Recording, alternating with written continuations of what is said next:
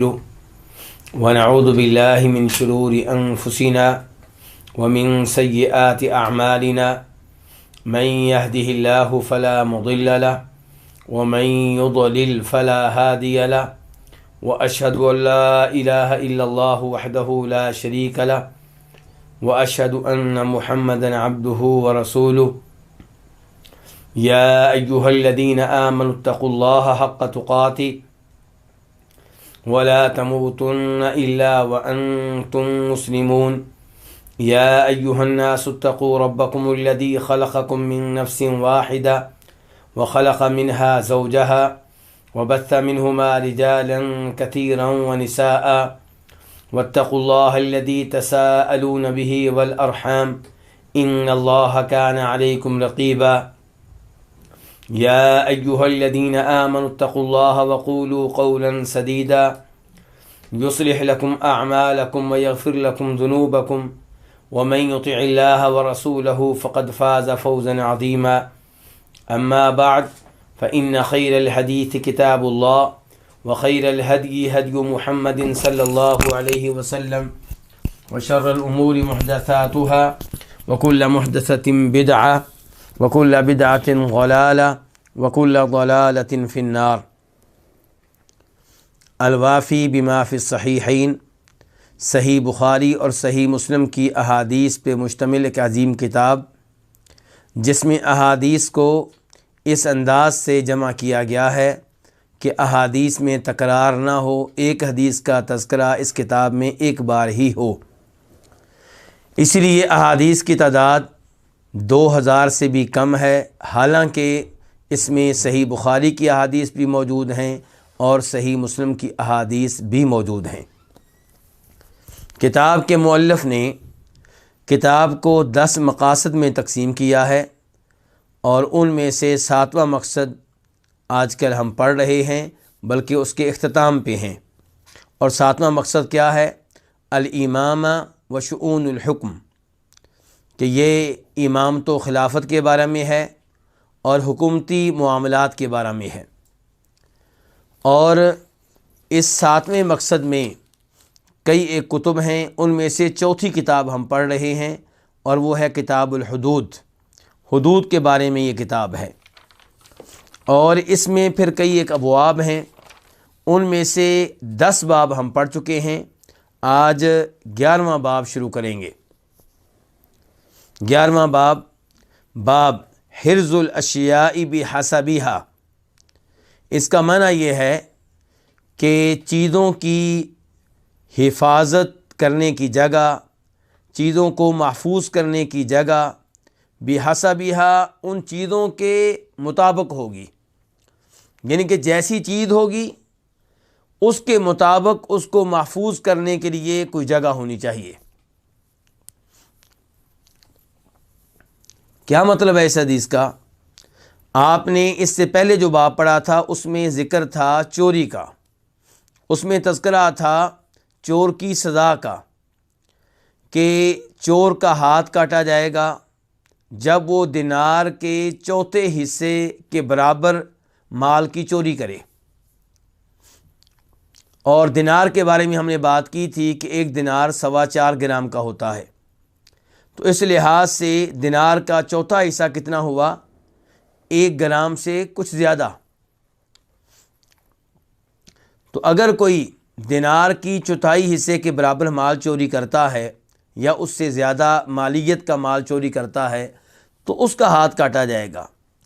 اب سوال ایک اور پیدا ہوتا ہے کہ اگر کوئی چیز راستے میں پڑی ہو، مثال کے طور پہ ہماری گاڑیاں ہیں راستے میں کھڑی ہوتی ہیں، تو کیا اس کو چوری کریں تو تب بھی ہاتھ کاٹا جائے گا؟ چور کہہ سکتا ہے کہ میں کیا کروں، گاڑی راستے میں کھڑی تھی، مجھے کیا معلوم تھا کہ کسی کی گاڑی ہے، میں نے کہا شاید کوئی ایسے ہی چھوڑ کے چلا گیا ہے۔ تو کئی باتیں کی جا سکتی ہیں اس موضوع کے اوپر۔ گولڈ ہے، وہ گلی میں پڑا تھا، کسی نے اٹھا لیا، اب جس کا تھا وہ کہتا ہے کہ اس کا ہاتھ کاٹا جائے کیونکہ اس نے ہمارا 10 تولے سونا چرایا ہے۔ چور کہتا ہے بھی گلی میں پڑا ہوا تھا، تو اب اس میں قانون کیا ہے؟ کہاں سے چیز چرائی جائے تو وہ اس چیز کے لحاظ سے محفوظ جگہ مانی جائے گی، اور جو وہاں سے چرائے گا تو اس کو چور مانا جائے گا۔ تو باب کیا؟ حرز الاشیاء بحسبها، کہ مختلف اشیاء کو محفوظ کرنے کی جگہ بحسبها ان اشیاء کے اعتبار سے ہوگی۔ مثال کے طور پہ گولڈ ہے، سونا ہے، اس کا حرز کس کو مانا جائے گا؟ اس کی محفوظ جگہ کس کو مانی جائے گی؟ گھر کے اندر، گھر کے اندر بھی محفوظ ترین جگہ پہ۔ اگر کوئی گولڈ سڑک پہ رکھ دیتا ہے اور پھر کہتا ہے جی جس نے پکڑا ہے اس کے ہاتھ کاٹے جائیں، تو اس کا یہ دعویٰ نہیں مانا جائے گا۔ ہاں، پکڑنے والے کو ہلکی پھلکی سزا دی جا سکتی ہے، لیکن اس وجہ سے اس کا ہاتھ نہیں کاٹا جائے گا۔ لیکن اس کے برعکس اگر گاڑی بند تھی، دروازے بند تھے اور گھر کے باہر کھڑی تھی، وہاں سے چوری کی جائے تو کیا ہاتھ کاٹا جائے گا؟ بالکل کاٹا جائے گا، کیونکہ گاڑیوں کے لیے محفوظ جگہ گھروں کے اندر بھی ہوتی ہے اور گھر کے باہر بھی ہوتی ہے۔ تو ہر چیز کا اپنا حرز ہوتا ہے۔ تو حرز سے مراد کیا؟ محفوظ جگہ۔ تو کس مال کی محفوظ جگہ کون سی ہے، یہ اس بارے میں کوئی ایک قانون نہیں ہے، ہر چیز کا حرز مختلف ہوگا۔ حدیث نمبر 1433 1433 قاف، اس حدیث کے بیان کرنے پہ اتفاق ہے کس کس کا؟ امام بخاری کا اور امام مسلم کا۔ عن عبداللہ بن عمر رضی اللہ عنہما، روایت ہے جناب عبداللہ بن عمر رضی اللہ عنہما سے، ان رسول اللہ صلی اللہ علیہ وسلم قال، کہ بے شک رسول اللہ صلی اللہ علیہ وسلم نے فرمایا، لا يحلبن احد ماشیۃ امرئ بغیر اذنہ، کوئی بھی شخص کسی آدمی کے جانور کا دودھ نہ لے بغیر اذنہ، اس کی اجازت کے بغیر۔ ماشیہ کس کو کہتے ہیں؟ جانور کو۔ لا یحلبن، ہرگز نہ دوہے، یعنی کہ بالکل کسی کا دودھ نہ لے۔ تو لا یحلبن احد، کوئی بھی شخص دودھ نہ لے، دودھ نہ دوہے، ماشیۃ امرئ، کسی بھی آدمی کے جانور سے، بغیر اذنہ، اس کی اجازت کے بغیر، یعنی کہ مالک کی اجازت کے بغیر اس مالک کے جانور کا دودھ دھونا، دودھ نکالنا، دودھ لینا اس کے تھنوں سے، یہ جائز نہیں ہے۔ اس کے بعد آپ فرماتے ہیں ایحب احدکم ان تؤتی مشروباتہ فتکسر خزانۃ فینتقل طعام، کیا تم میں سے کوئی یہ پسند کرے گا کہ ان تؤتی مشروباتہ، کہ اس کے کمرے میں آیا جائے، فتکسر خزانۃ، تو اس کے غلہ محفوظ رکھنے کی جو جگہ ہے اس کا دروازہ توڑا جائے، فینتقل طعامہ، تو اس کا غلہ منتقل کر لیا جائے، اپنے گھر میں کوئی لے آئے۔ نبی علیہ الصلوۃ والسلام یہاں پہ ایک اصول اور ضابطہ اور قاعدہ بتانا چاہتے ہیں کہ کسی کا جانور کھڑا ہے، آپ اس کا دودھ دھو لیتے ہیں، 1 کلو، 5 کلو، 10 کلو، بعد میں آپ سے کہا جائے کہ آپ نے چوری کی ہے، تو آپ کہیں گے جی میں نے چوری نہیں کی، وہ تو جانور باہر گلی میں کھڑا تھا اور اس کے تھنوں میں دودھ موجود تھا، کون سا تھنوں کو تالا لگا ہوا تھا؟ تو یہ کوئی ایسی چوری نہیں ہے جس کی وجہ سے آپ میرا ہاتھ کاٹیں، جس کی وجہ سے آپ مجھے مجرم قرار دیں۔ تو نبی علیہ السلام فرماتے ہیں کہ ہر چیز کے محفوظ رکھنے کی ایک جگہ ہوتی ہے، دودھ محفوظ رکھنے کے لیے جگہ اس کے تھن ہے۔ جیسے تم میں سے کسی کا غلہ، کسی کی گندم، کسی کی کھجوریں اس کے گھر کے اندر کسی محفوظ جگہ میں پڑی ہوں، کسی برتن میں یہ گندم پڑی ہو، کھجوریں پڑی ہوں، تو کوئی آدمی اس کے گھر میں داخل ہو، اس کے کمرے میں داخل ہو، اور گھر میں داخل ہو کر وہ جگہ جہاں گندم محفوظ کر کے رکھی گئی ہے، جہاں پہ چاول محفوظ کر کے رکھے گئے ہیں، جہاں پہ کھجوریں محفوظ کر کے رکھی گئی ہیں، وہاں سے وہ نکالے برتن، اس برتن کا اس باکس کا تالا توڑ کر، تو کیا اس کو چوری مانا جائے گا یا نہیں مانا جائے گا؟ ہر کوئی اس کو چوری مانے گا۔ تو فرماتے ہیں نبی علیہ الصلوۃ والسلام کہ جانوروں کے تھن یہ دودھ کو محفوظ رکھنے کے لیے بہترین جگہ ہے۔ تو جیسے کسی کے گھر کے اندر سے غلہ چوری کرنا جائز نہیں ہے، درست نہیں ہے، ایسے ہی کسی کے جانور کے تھنوں سے اس کی اجازت کے بغیر دودھ دھو لینا بھی مناسب نہیں ہے، جائز نہیں ہے، درست نہیں ہے۔ تو آپ فرماتے ہیں لا یحلبن احد، کوئی بھی دودھ نہ دوہے، ماشیۃ امرئ، کسی آدمی کے جانور کا، بغیر اذن ہی، اس کی اجازت کے بغیر۔ ایحب احدکم، کیا تم میں سے کوئی یہ پسند کرے گا کہ ان تؤتی مشروبتہ، کہ اس کے کمرے میں آیا جائے، اس کے گھر میں آیا جائے، فتکسر خزانتہ، تو اس کے غلہ محفوظ رکھنے کی جگہ کو توڑا جائے، فینتقل طعامہ، اور اس کا غلہ منتقل کر لیا جائے، یعنی کہ اپنے گھر میں کوئی لے جائے، اپنی شاپ پہ کوئی لے جائے، اس کے گھر سے بہرحال نکال لے۔ فرمایا فإنما تخزن لهم ضروع مواشیہم اطعماتہم، سوائے اس کے نہیں ان کے لیے، یعنی کہ جانوروں کے مالکوں کے لیے، فإنما تخزن لهم، ان کے لیے محفوظ کرتے ہیں، ضروع مواشیہم، ان کے جانوروں کے تھن، کس کو محفوظ کرتے ہیں؟ اطعماتہم، ان کی خوراک کو۔ جانوروں کے جو مالک ہیں ان کی خوراک کیا ہے؟ دودھ۔ ان کی خوراک کیا ہے؟ دودھ سے بنا ہوا مکھن۔ ان کی خوراک کیا ہے؟ دودھ سے بنی ہوئی دہی۔ تو ان کی ساری خوراک، ان کا سارا غلہ یہ دودھ ہے۔ تو یہ جانور ان کی خوراک کو، ان کے کھانے کو تھنوں میں سیف رکھتے ہیں، محفوظ رکھتے ہیں۔ تو فرمایا فإنما تخزن لهم، سوائے اس کے نہیں ان کے لیے محفوظ کرتے ہیں، ضروع مواشیہم، ان کے جانوروں کے تھن، کس چیز کو محفوظ کرتے ہیں؟ اطعماتہم، ان کی خوراک کو، ان کے غلے کو۔ فلا یحلبن احد، کوئی بھی ہرگز نہ دوہے، ماشیۃ احد، کسی کے جانور کو، الا باذنہ، مگر اس کی اجازت کے ساتھ۔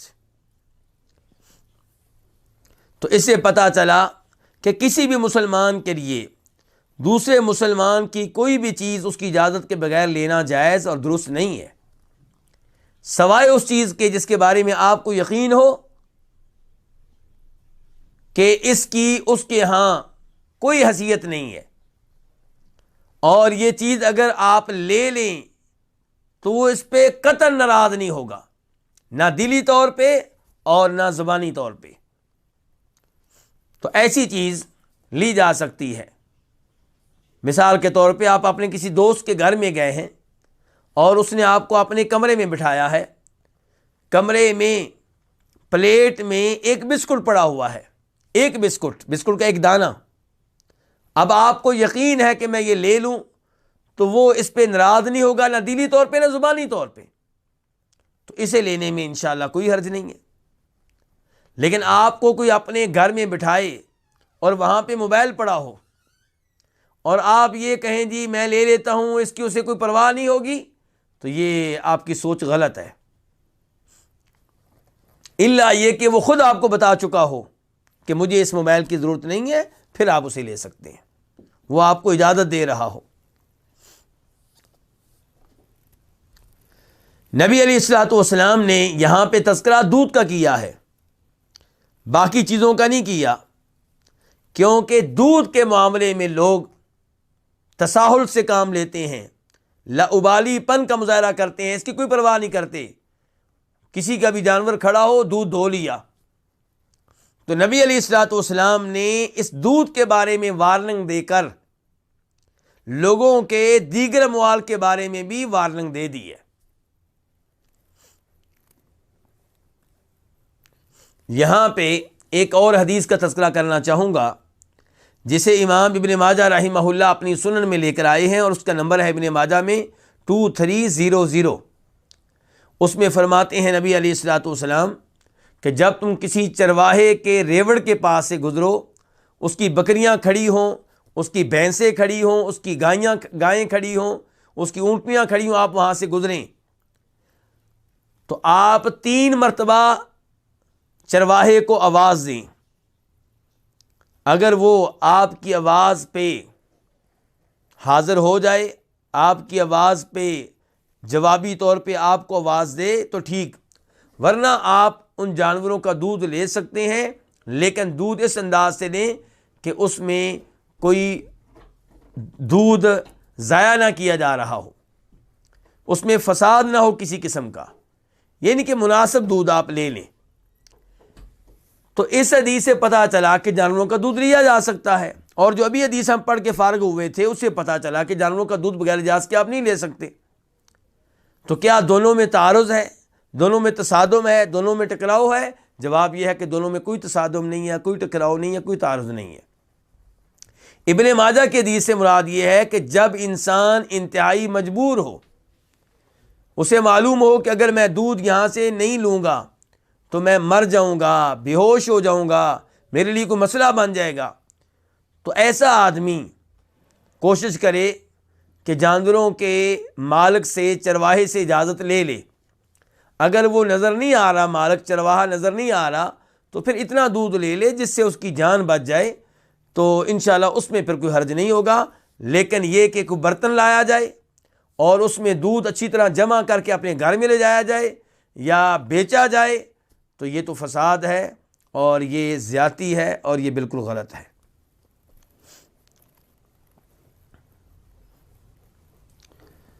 اس کے بعد باب نمبر 12، باب حد الردہ، ارتداد کی سزا. اگر کوئی مرتد ہو جائے، مسلمان دین اسلام ترک کر دے، تو اس کی سزا کیا ہے، اس کے ساتھ کیا سلوک کیا جائے گا. اور یہ بات پہلے بتائی جا چکی ہے کہ حد کا معنی عام طور پہ یہ ہوتا ہے کہ وہ سزا جو شریعت نے مقرر کی ہے، شریعت نے بیان کی ہے. تو جب کوئی مرتد ہو جائے، دین اسلام قبول کرنے کے بعد ترک کر دے، تو اس کی سزا کیا ہے. حدیث نمبر 1434 1434 قاف. اس حدیث کے بیان کرنے پہ اتفاق ہے امام بخاری کا بھی اور امام مسلم کا بھی. عن ابی موسیٰ، روایت ہے جناب ابو موسیٰ اشعری رضی اللہ تعالیٰ عنہ سے، جن کا نام کیا ہے، عبداللہ بن قیس. ان رجلا اسلم ثم تحود، کہ ایک آدمی مسلمان ہوا پھر وہ یہودی ہو گیا.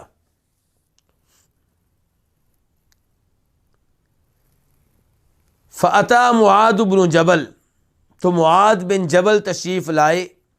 وهو عند ابی موسیٰ، جب کہ وہ آدمی ابو موسیٰ اشعری رضی اللہ عنہ کے پاس موجود تھا. معاذ بن جبل کہاں آئے، ابو موسیٰ اشعری کہاں تھے، اس کی تفصیلات کیا ہیں؟ تو اس کی تفصیلات دیگر روایات میں آئی ہیں. بخاری شریف کی ایک اور روایت سے پتہ چلتا ہے کہ نبی علیہ الصلوۃ والسلام نے ابو موسیٰ اشعری کو اور معاذ بن جبل دونوں کو یمن بھیجا. اور یمن چونکہ بہت بڑا علاقہ ہے، تو آپ نے یمن کے 2 مختلف علاقوں پہ ان دونوں کو گورنر بنا دیا. یمن کے ایک علاقے پہ آپ نے ابو موسیٰ اشعری کو گورنر بنا دیا، دوسرے علاقے میں آپ نے معاذ بن جبل کو گورنر بنا دیا. اور ان دونوں کو مدینہ سے ایک ساتھ بھیجا. دونوں کو نصیحتیں کی بھیجنے سے پہلے. دونوں اپنے اپنے علاقے میں پہنچ گئے اور اپنی اپنی ذمہ داریاں ادا کرنے لگے. ابو موسیٰ اشعری اپنے علاقے میں جب اس علاقے کے قریب پہنچ جاتے جدھر معاذ بن جبل ہوتے تو معاذ بن جبل کے علاقے میں داخل ہو کے ان سے ملاقات کرتے، ان کی زیارت کرتے اور پھر واپس چلے آتے۔ ایسے ہی معاذ بن جبل اپنے علاقے میں ذمہ داریاں ادا کرتے ہوئے جب اس علاقے تک پہنچ جاتے جو ابو موسیٰ اشعری کے علاقے کے قریب ہوتا تو وہ ابو موسیٰ اشعری کے علاقے میں داخل ہو جاتے اور ان سے ملاقات کرتے اور پھر واپس آتے۔ تو ابو موسیٰ اشعری یہ بنیادی طور پہ بھی یمن کے ہیں، یعنی کہ مسلمان ہونے کے لیے یمن سے ہی آئے تھے، اور اللہ کے رسول علیہ السلام نے ان کو یمن میں گورنر بنا کے بھیجا ہے۔ تو ایک بار معاذ بن جبل ابو موسیٰ اشعری سے ملنے کے لیے آئے تو ایک آدمی ان کے پاس موجود ہے، بندھا ہوا ہے۔ بخاری شریف کی ایک روایت کے الفاظ ہیں کہ اس کے ہاتھ اس کی گردن کے ساتھ بندھے ہوئے تھے۔ تو معاذ بن جبل نے اپنی سواری سے اترنے سے پہلے ہی سوال کیا کہ اس کو کیا ہے، کیوں اس کو باندھا گیا ہے؟ فقال، تو کہنے لگے کون؟ معاذ بن جبل۔ کس سے؟ ابو موسیٰ اشعری سے۔ کیا کہنے لگے؟ ما لہذا، اس آدمی کو کیا ہے، یعنی کہ اس کو کیوں باندھا گیا ہے، کیوں یہ جکڑا ہوا ہے؟ قال، تو فرمانے لگے کون؟ ابو موسیٰ اشعری کہ اسلم، کہ یہ آدمی مسلمان ہوا، ثم تہودا، پھر یہودی بن گیا۔ قال، تو کہنے لگے کون؟ معاذ بن جبل، لا اجلس حتی اقتلہ، میں نہیں بیٹھوں گا یہاں تک کہ میں اس کو قتل کر لوں۔ قضاء اللہ تعالی و رسولہ صلی اللہ علیہ وسلم، یہ اللہ تعالیٰ کا فیصلہ ہے اور یہ اللہ کے رسول علیہ الصلوۃ والسلام کا فیصلہ ہے۔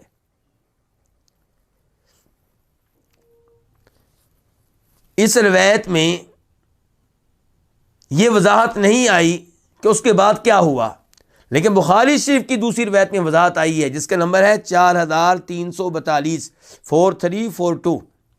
اس میں یہ ہے کہ فَأَمَرَ بِهِ فَقُتِلَ، تو ابو موسیٰ اشعری نے حکم دیا، چنانچہ اس آدمی کو قتل کر دیا گیا۔ ثم نزل، اس کے بعد معاذ بن جبل اپنی سواری سے نیچے اترے، ورنہ انہوں نے اپنی سواری سے نیچے اترنے سے انکار کر دیا تھا۔ آئیے اس حدیث پہ غور کرتے ہیں۔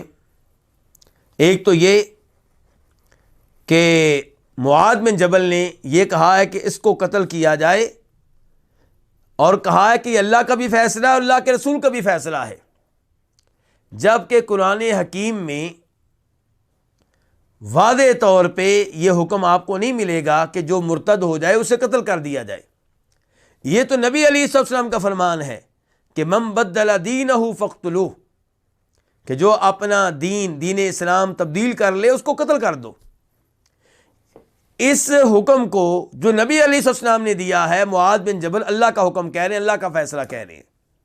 کیوں؟ کیونکہ معاذ بن جبل جانتے ہیں کہ نبی علیہ السلام جو کہتے ہیں وہ اپنی طرف سے نہیں کہتے، وہ اللہ کی طرف سے کہتے ہیں۔ وما ينطق عن الهوى ان هو الا وحی یوحى، کہ آپ جو بھی کہتے ہیں وہ اللہ رب العزت کی طرف سے وحی ہوتا ہے۔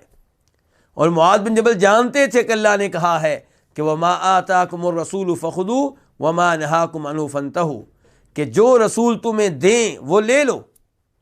تو اگر اللہ کے رسول نے کہا ہے کہ مرتد کو قتل کر دو تو یہ اللہ کے رسول کی دی ہوئی چیز ہے، اور اللہ تعالیٰ کہہ رہے ہیں اس کو لے لو، گویا کہ اللہ کا بھی یہی فیصلہ ہوا، اللہ کے رسول کا بھی یہی فیصلہ ہوا۔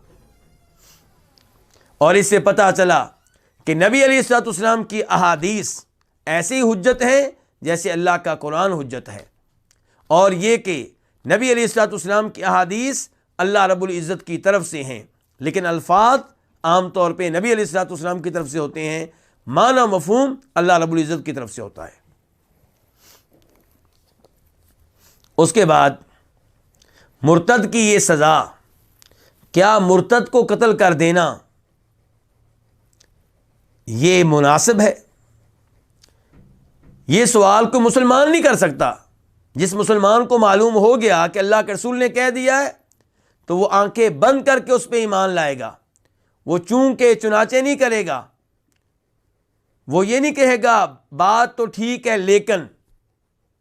لیکن یہ کام مسلمان کا نہیں ہوتا۔ مومن وہ ہے جس نے اللہ کو مان لیا، اللہ کے رسول کو مان لیا، اب وہ سمتا ہے میں غلط ہو سکتا ہوں، اللہ کا کلام غلط نہیں ہو سکتا، میں غلط ہو سکتا ہوں، نبی علیہ السلام کا فرمان غلط نہیں ہو سکتا۔ اور جو یہ کہے کہ میں مسلمان ہونے کے بعد بھی اللہ کے احکام میں سے وہ حکم مانوں گا جسے میری عقل قبول کرے، میں نبی علیہ السلام کی حدیث میں سے وہ حدیث مانوں گا جسے میری عقل قبول کرے، تو ایسا آدمی مسلمان نہیں ہے، مومن نہیں ہے، اور اللہ کو ایسے شخص کے ایمان کی کوئی ضرورت نہیں ہے۔ یہ اللہ پہ ایمان لانے والا نہیں، یہ تو پھر اپنی عقل پہ ایمان لانے والا ہے۔ اور اگر عقل کو معیار قرار دیا جائے تو پھر سوال پیدا ہوگا کس کی عقل؟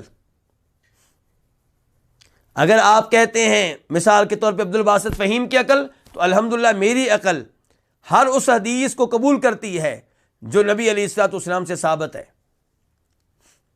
اگر آپ کہتے ہیں سعودی عرب کے مفتی اعظم شیخ ابن باز رحمہ اللہ کی عقل، تو ان کی عقل ہر اس حدیث کو قبول کرتی ہے جو قرآن و حدیث سے ثابت ہے۔ اگر آپ کہتے ہیں مشہور و معروف محدث شیخ محمد ناصر الدین البانی رحمہ اللہ کی عقل، تو ان کی عقل ہر اس حدیث کو قبول کرتی ہے جو نبی علیہ السلام سے ثابت ہے۔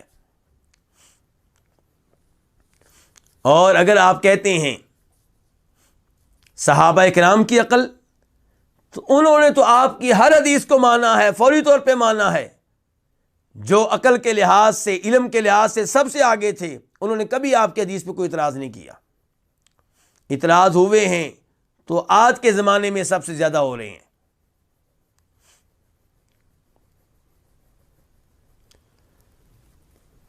تو اس لیے سوال پیدا ہوگا کس کی عقل معیار ہے؟ کیا جاوید احمد غامدی صاحب کی عقل معیار ہے؟ اگر ان کی عقل معیار ہے تو ان کی عقل ایک حدیث نہیں، کئی ایک احادیث کو نہیں قبول کرتی، بلکہ ان کی عقل تو قرآن کریم کی کئی آیات کو بھی صحیح معنوں میں قبول نہیں کرتی۔ امین احسن اصلاحی صاحب کی عقل، جی ہاں، ان کی عقل کئی احادیث کو قبول نہیں کرتی۔ تو ہم نے اب طے کرنا ہے کس کی عقل معیار ہے، تو پھر ہم کسی نتیجے تک نہیں پہنچ سکیں گے۔ تو اس لیے مومن وہ ہے جو اللہ کے رسول کی ہر بات کو مان لے۔ جو آدمی کافر ہے، مسلمان نہیں ہوا، وہ تو اسلام کی کسی چیز پہ اعتراض کرے تو بات سمجھ میں آتی ہے، اور اس سے بھی ہم کہیں گے کہ اعتراض تم نے کرنا ہے تو اللہ کی ذات کے بارے میں کرو، اللہ کے وجود کے بارے میں کرو، اور ہم تمہیں قائل کرنے کی کوشش کریں گے کہ اللہ موجود ہے اور وہی پوری کائنات کے سسٹم کو چلا رہا ہے، اور نبی علیہ السلام کے بارے میں ہم تمہیں قائل کرنے کی کوشش کریں گے کہ اللہ کے رسول ہیں۔ لیکن جب تو نے مان لیا اللہ کو، اللہ کے رسول کو، اب تجھے حق حاصل نہیں ہے کسی قسم کے اعتراض کا، کسی قسم کے شک و شبہ کا۔ اس کے بعد اس سزا کی طرف آتے ہیں۔ اس سزا کے بارے میں ایک اعتراض یہ ہوتا ہے کہ یہ قرآن کے خلاف ہے، جبکہ معاذ بن جبل نے یہاں بتا دیا کہ قرآن کے خلاف نہیں ہے، اللہ کے رسول کا بھی یہی فیصلہ ہے اور اللہ تعالیٰ کا بھی یہی فیصلہ ہے۔ لیکن کہنے والے کہتے ہیں کہ یہ حدیث جس میں آیا ہے کہ مرتد کو قتل کر دو قرآن کے خلاف ہے۔ قرآن کی کس آیت کے خلاف ہے بھائی؟ کہتے ہیں کہ وہ آیت جو آیت الکرسی کے بعد آتی ہے سورہ بقرہ میں، جس میں اللہ تعالیٰ کہتے ہیں لا اکراہ فی الدین، کہ دین کے معاملے میں کوئی زبردستی نہیں ہے، تو قرآن کہہ رہا ہے دین کے معاملے میں زبردستی نہ کی جائے، اور یہ حدیث کہہ رہی ہے کہ زبردستی کی جائے۔ مسلمان کو اسلام قبول کرنے کے بعد یہودی بننے کی اجازت نہیں، عیسائی بننے کی اجازت نہیں، ہندو مذہب قبول کرنے کی اجازت نہیں، سکھ مذہب قبول کرنے کی اجازت نہیں، یہ تو زبردستی ہو گئی۔ تو جواب یہ ہے کہ قرآن کی آیت ہے لا اکراہ فی الدین، دین کے معاملے میں زبردستی نہیں ہے، یعنی کہ دین منوانے کے معاملے میں، دین قبول کرنے کے معاملے میں کوئی زبردستی نہیں ہے۔ ہندو کو زبردستی مسلمان بنانے کی اجازت نہیں ہے، عیسائی کو زبردستی مسلمان بنانے کی اجازت نہیں ہے، یہودی کو زبردستی مسلمان بنانے کی اجازت نہیں ہے۔ لیکن حدیث بتا رہی کہ جو مسلمان ہو گیا اپنی مرضی سے ہوا ہے، زبردستی نہیں کی گئی، اب اس کو دین اسلام ترک کرنے کی اجازت نہیں ہے۔ اب اگر وہ ترک کرے گا تو اس پہ سزا ملے گی۔ کیوں بھائی؟ کس لیے؟ اس لیے کہ اس میں سب سے پہلے اس کا فائدہ ہے، وہ ایمان قبول کر کے، دین اسلام قبول کر کے جنت میں جانے والوں کی صف میں شامل ہو رہا ہے، جہنم کی آگ سے محفوظ اور نجات پانے والوں کی صف میں شامل ہو رہا ہے۔ اگر ہم اس کا راستہ نہیں روکیں گے تو وہ تو دین اسلام ترک کرنے پہ تلا ہوا ہے، لیکن جب سنے گا کہ میں نے دین اسلام ترک کر دیا تو میری گردن اتاری جائے گی، رک جائے گا، مسلمان رہے گا، چاہے وہ فی الحال مطمئن نہیں ہے، لیکن ایک ہفتے کے بعد، مہینے کے بعد الحمدللہ مطمئن ہو جائے گا۔ قرآن کی آیات سنتے سنتے، احادیث سنتے سنتے، مسلمانوں میں رہتے رہتے شکوک و شبہات دل سے نکل جائیں گے۔ تو ہماری یہ سزا جو قرآن، جو حدیث نے سنائی ہے، یہ اس کو جہنم کی آگ میں جانے سے روک لے گی اور جہنم کی آگ میں داخل ہونے سے بچ جائے گا۔ تو یہ حدیث سب سے پہلے اس کے لیے مفید ہے، دوسرے نمبر پہ اس کے خاندان کے لیے مفید ہے، تیسرے نمبر پہ یہ دیگر مسلمانوں کے لیے مفید ہے، کیونکہ کافر لوگ کئی دفعہ یہ سازش تیار کرتے ہیں، اور اس کا تذکرہ قرآن میں آ چکا ہے، سورہ آل عمران میں 30 پارے میں، وقال طائفۃ من اہل الکتاب آمنوا، کہ یہودیوں عیسائیوں کے گروہ نے کہا کہ تم دن کے پہلے حصے میں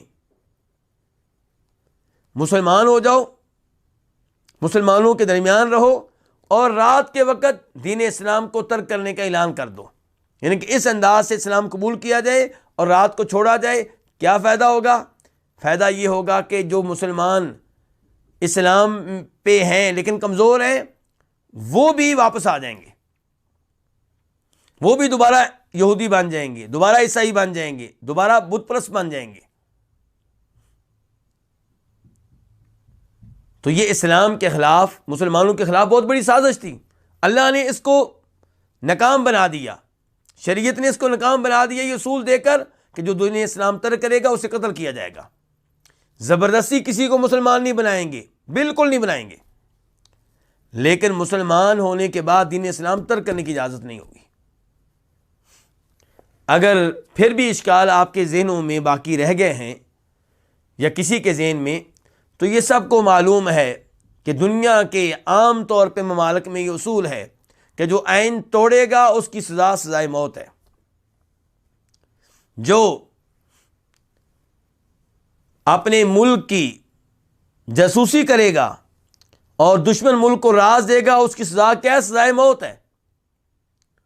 تو جب انسان اپنے ملک کی حفاظت کی خاطر، اپنے آئین کی حفاظت کی خاطر سزائے موت کا قانون پاس کریں تو وہ درست ہے، اور خالق قانون دے، جو آسمان و زمین کا مالک ہے، جو صبح و شام رزق دیتا ہے، جو ہمیں پیدا کرنے والا ہے، ہر نعمت دینے والا ہے، وہ اگر قانون نازل کرے کہ جو میرا دین قبول کرنے کے بعد ترک کرے گا اسے قتل کیا جائے گا، تو اس پہ اعتراض کیوں؟ ملکی آئین سے بغاوت پہ سزائے موت ملے تو اعتراض نہیں، اپنے ملک کی جاسوسی کی جائے، دشمن ملک کو معلومات دی جائیں، سزائے موت ملے، کوئی اعتراض نہیں، اللہ کے قانون پہ اعتراض کیوں؟ تو اللہ کا یہ قانون سچا ہے۔ ایسے موقع پہ مجھے اور آپ سب کو نئے سرے سے کہنا چاہیے، یا اللہ ہم اس پہ ایمان لائے، ہم تیرے نبی کے اس حدیث پہ ایمان لائے، تیرے اس قانون اور ضابطے پہ ایمان لائے، بغیر کسی شک کے، بغیر کسی شبہ کے۔ سمعنا واطعنا، سن لیا اور ہم نے مان لیا۔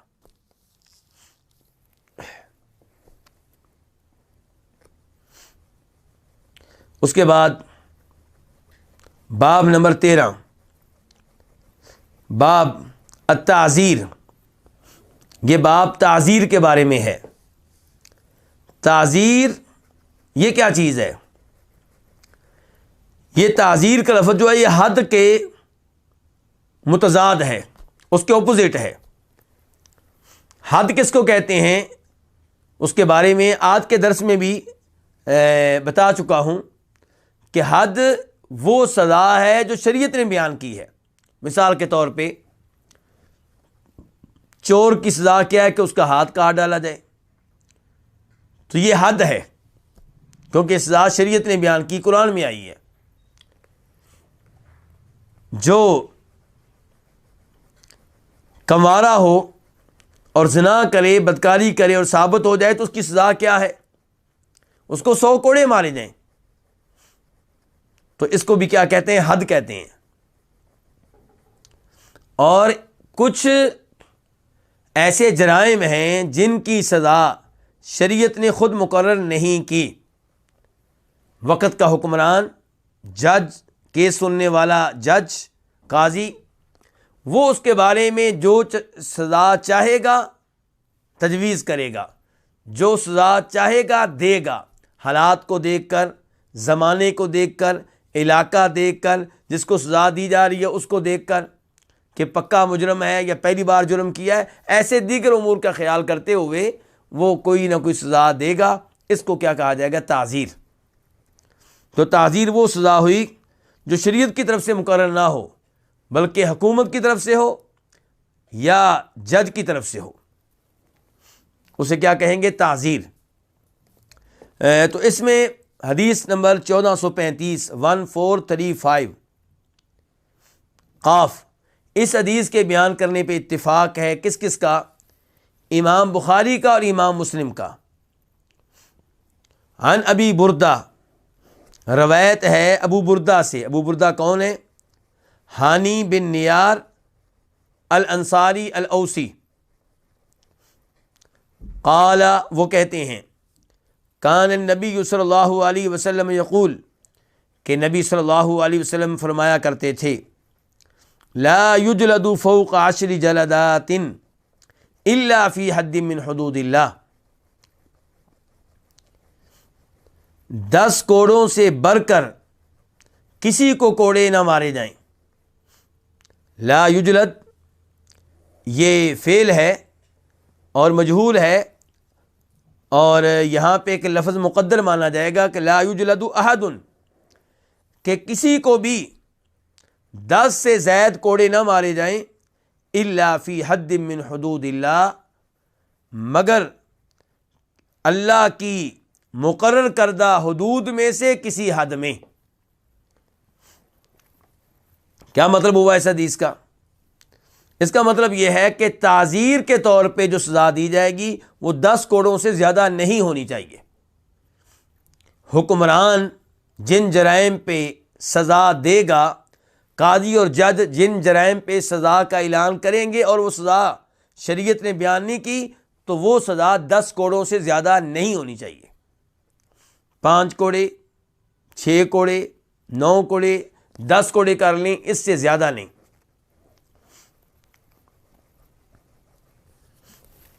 یہ اس حدیث کا مفہوم ہے, اور امام احمد بن حنبل رحمہ اللہ اسی مفہوم کے قائل ہیں, اور ان کا یہ موقف ہے کہ کسی بھی جرم پہ 10 کوڑوں سے زیادہ سزا دینا درست نہیں ہوگا.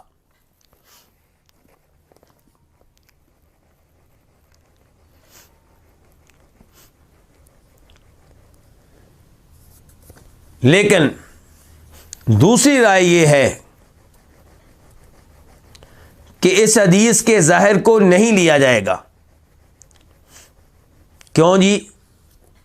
کہتے ہیں کہ اس حدیث کو منسوخ مانا جائے گا, کوئی کینسل مانا جائے گا, اور کوئی اس کی تعویل کرتا ہے, کوئی اس کا معنی کیا بیان کرتا ہے. تو امام احمد بن حنبل نے کہا کہ حدیث کا جو معنی سمجھ میں آ رہا ہے, جو ظاہر ہے, اسی کو لیا جائے گا اور اسی پہ عمل ہوگا. کسی بھی جرم کی سزا 10 کوڑوں سے بڑھ کر نہیں ہونی چاہیے, الا یہ کہ سزا شریعت نے مقرر کی ہو. مثال کے طور پہ کوئی کسی پہ تہمت لگا دے, زنا کی, بدکاری کی, اور تہمت کو 4 گواہوں کے ذریعے ثابت نہ کر سکے, تو اس کی سزا قرآن نے کیا بیان کی؟ 80 کوڑے. تو اب یہ 10 سے بڑھ گئے, 80 کوڑے ہیں. تو یہاں پہ 80 کوڑے مارنا کیوں جائز ہے؟ کیونکہ یہ اللہ کی طرف سے بیان کردہ حد ہے, یہ سزا اللہ نے مقرر کی ہے. لیکن اگر کوئی کسی پہ، کسی عالم دین پہ یہ تہمت لگا دے کہ اس نے زنا تو نہیں کیا لیکن میں نے دیکھا ہے کہ کسی لڑکی کو بوسہ دے رہا تھا، اب ظاہر ہے کہ بوسہ دینا یہ زنا نہیں ہے لیکن جرم ہے، جرم ہے۔ اب یہ کیس قاضی تک پہنچے گا، جج تک پہنچے گا، تو اگر یہ ثابت ہو جائے تو اس پہ قاضی اور جج جو سزا دیں گے اس کو کیا کہیں گے؟ تعزیر۔ یہ وہ سزا جو شریعت میں نہیں آئی، قاضی کے اوپر ہے کہ کیا سزا دے۔ تو اسے 10 کوڑوں سے زیادہ کی سزا دینے کی اجازت نہیں ہے، اور یہ بھی ممکن ہے کہ وہ معاف کر دے، یہ دیکھ کر کے جو مجرم ہے اس نے پہلی دفعہ یہ جرم کیا ہے اور لگتا یہ ہے کہ یہ پیشہ ور مجرم نہیں ہے۔ تو یہ ہے اس حدیث کا پہلا مفہوم اور پہلا معنی۔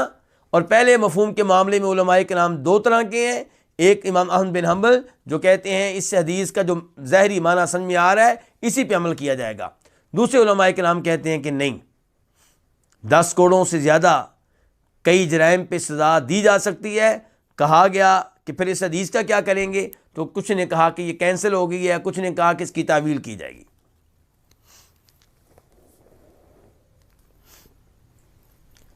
تو یہ تھا حدیث کا پہلا معنی۔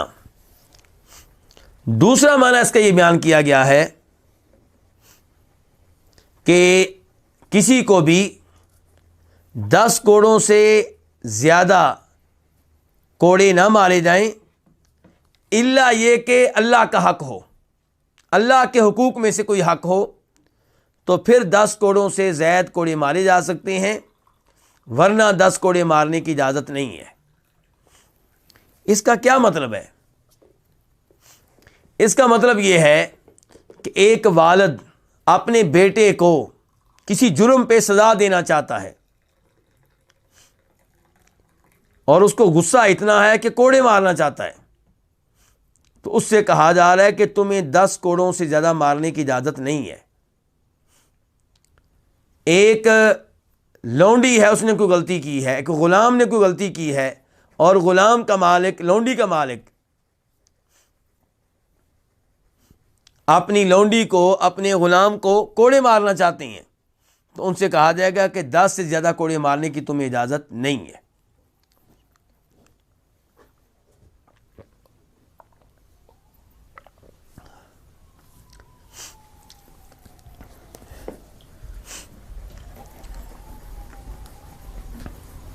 اگر کسی عورت نے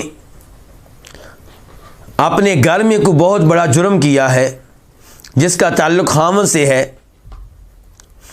مثال کے طور پہ جان بوجھ کر اس نے گھر میں آگ لگا دی، مالی طور پہ کوئی نقصان ہو گیا، اب ظاہر ہے اس کے خاوند کو غصہ ہے، وہ اس کو سزا دینا چاہتا ہے، تو اس سے کہا گیا ہے کہ تمہیں 10 سے زیادہ کوڑے مارنے کی اجازت نہیں ہے۔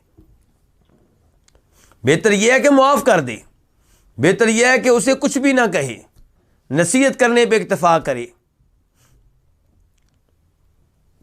لیکن اگر کوئی زیادہ ہی غصے میں ہے اور اس کے لیے یہ نقصان برداشت کرنا مشکل ہو رہا ہے اور وہ کوڑے مارنے پہ تلا ہوا ہے، تو شریعت کہتی ہے کہ 10 سے زیادہ تمہیں مارنے کی اجازت نہیں ہے۔ لیکن جہاں پہ معاملہ ہوگا اللہ کے حق کا، الا فی حد من حدود اللہ، کہ جب معاملہ ہو اللہ کے حقوق میں سے کسی حق کا، تو پھر 10 سے زیادہ کوڑے مارے جا سکتے ہیں۔ تو حد کا معنی کیا ہوگا؟ حق، اللہ کے حقوق میں سے کوئی حق ہو۔ اور یہ حد کا یہ معنی کہاں سے لیا گیا اور یہ موقف کن کن علماء کرام نے اپنایا ہے؟ یہ موقف اپنانے والے علماء کے نام میں سے ایک نام ہے امام ابن تیمیہ رحمہ اللہ کا اور امام ابن القیم رحمہ اللہ، اور اس قسم کے دیگر علماء کرام۔ دلیل انہوں نے کیا دی ہے؟ وہ کہتے ہیں کہ آپ وہ آیتیں پڑھیں جن میں اللہ تعالیٰ نے حدود کا لفظ استعمال کیا ہے، تو وہاں پہ آپ کو پتہ چلے گا کہ اللہ نے حدود کا لفظ ان سزاؤں کے علاوہ امور پہ بھی استعمال کیا ہے جو سزائیں مقرر ہیں. مثال کے طور پہ اللہ تعالیٰ کہتے ہیں تلک حدود اللہ فلا تقربوها، یہ اللہ کی حدود ہیں، ان کے قریب نہ جاؤ. اس سے مراد کیا ہے؟ وہ امور جو اللہ کی معصیت پہ مبنی ہیں، یعنی کہ اللہ نے بیان کر دیا کہ یہ اللہ کی نافرمانی ہے.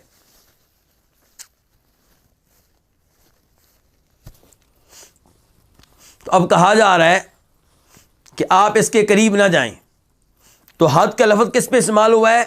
معصیت پہ، گناہ پہ، اللہ کے حق پہ.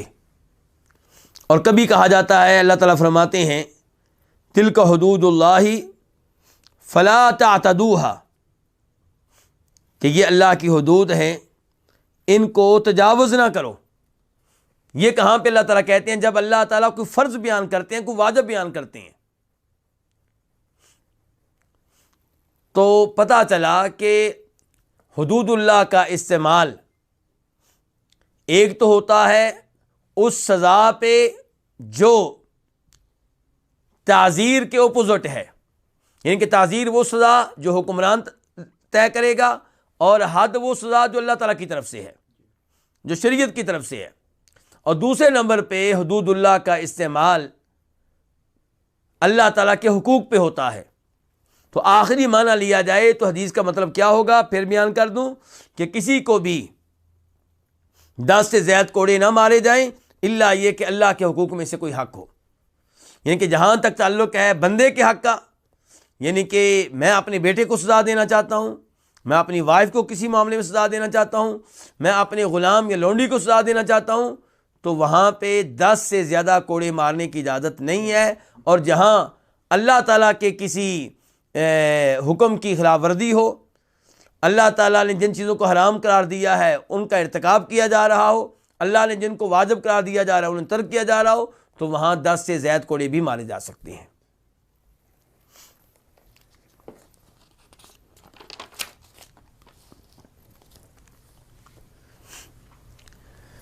اس کے بعد المقصد الثامن، 8واں مقصد، یہ کیا ہے؟ الرقائق والاخلاق والآداب. اس 8ویں مقصد میں وہ احادیث آئیں گی جن احادیث کو سننے سے، پڑھنے سے انسان کا دل نرم ہوتا ہے، انسان دنیا سے اعراض کرتا ہے. جن احادیث کو پڑھنے کے بعد انسان کی توجہ آخرت کی طرف مبذول ہو جاتی ہے، اور انسانی دلوں میں رقت پیدا ہوتی ہے، نرمی پیدا ہوتی ہے. نمبر 2، اس مقصد میں ان احادیث کا تذکرہ ہوگا جن کا تعلق اخلاق سے ہے اور آداب سے ہے. اور ہر مقصد کی طرح اس مقصد میں بھی کئی کتب ہیں. ان میں سے پہلی کتاب کیا؟ الرقائق. پہلی کتاب کس کے بارے میں ہے؟ رقائق کے بارے میں، یعنی کہ ان احادیث کے بارے میں جنہیں پڑھ کر انسان کا دل نرم ہوتا ہے اور انسان کا دل مائل ہوتا ہے اللہ تعالیٰ کی طرف، آخرت کی طرف، قبر کی تیاری کی طرف، اور انسان کا دل اعراض کرنے لگ جاتا ہے دنیا سے اور دنیا کی چمک دمک سے، دنیا کی زیب و زینت سے.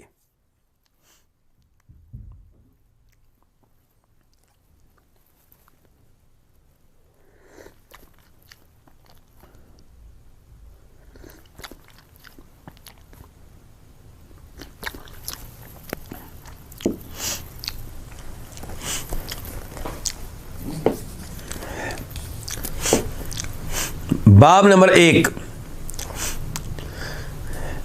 پہلے کیا ہوتے ہیں؟ مقاصد. اس کتاب میں کتنے مقاصد ہیں؟ 10.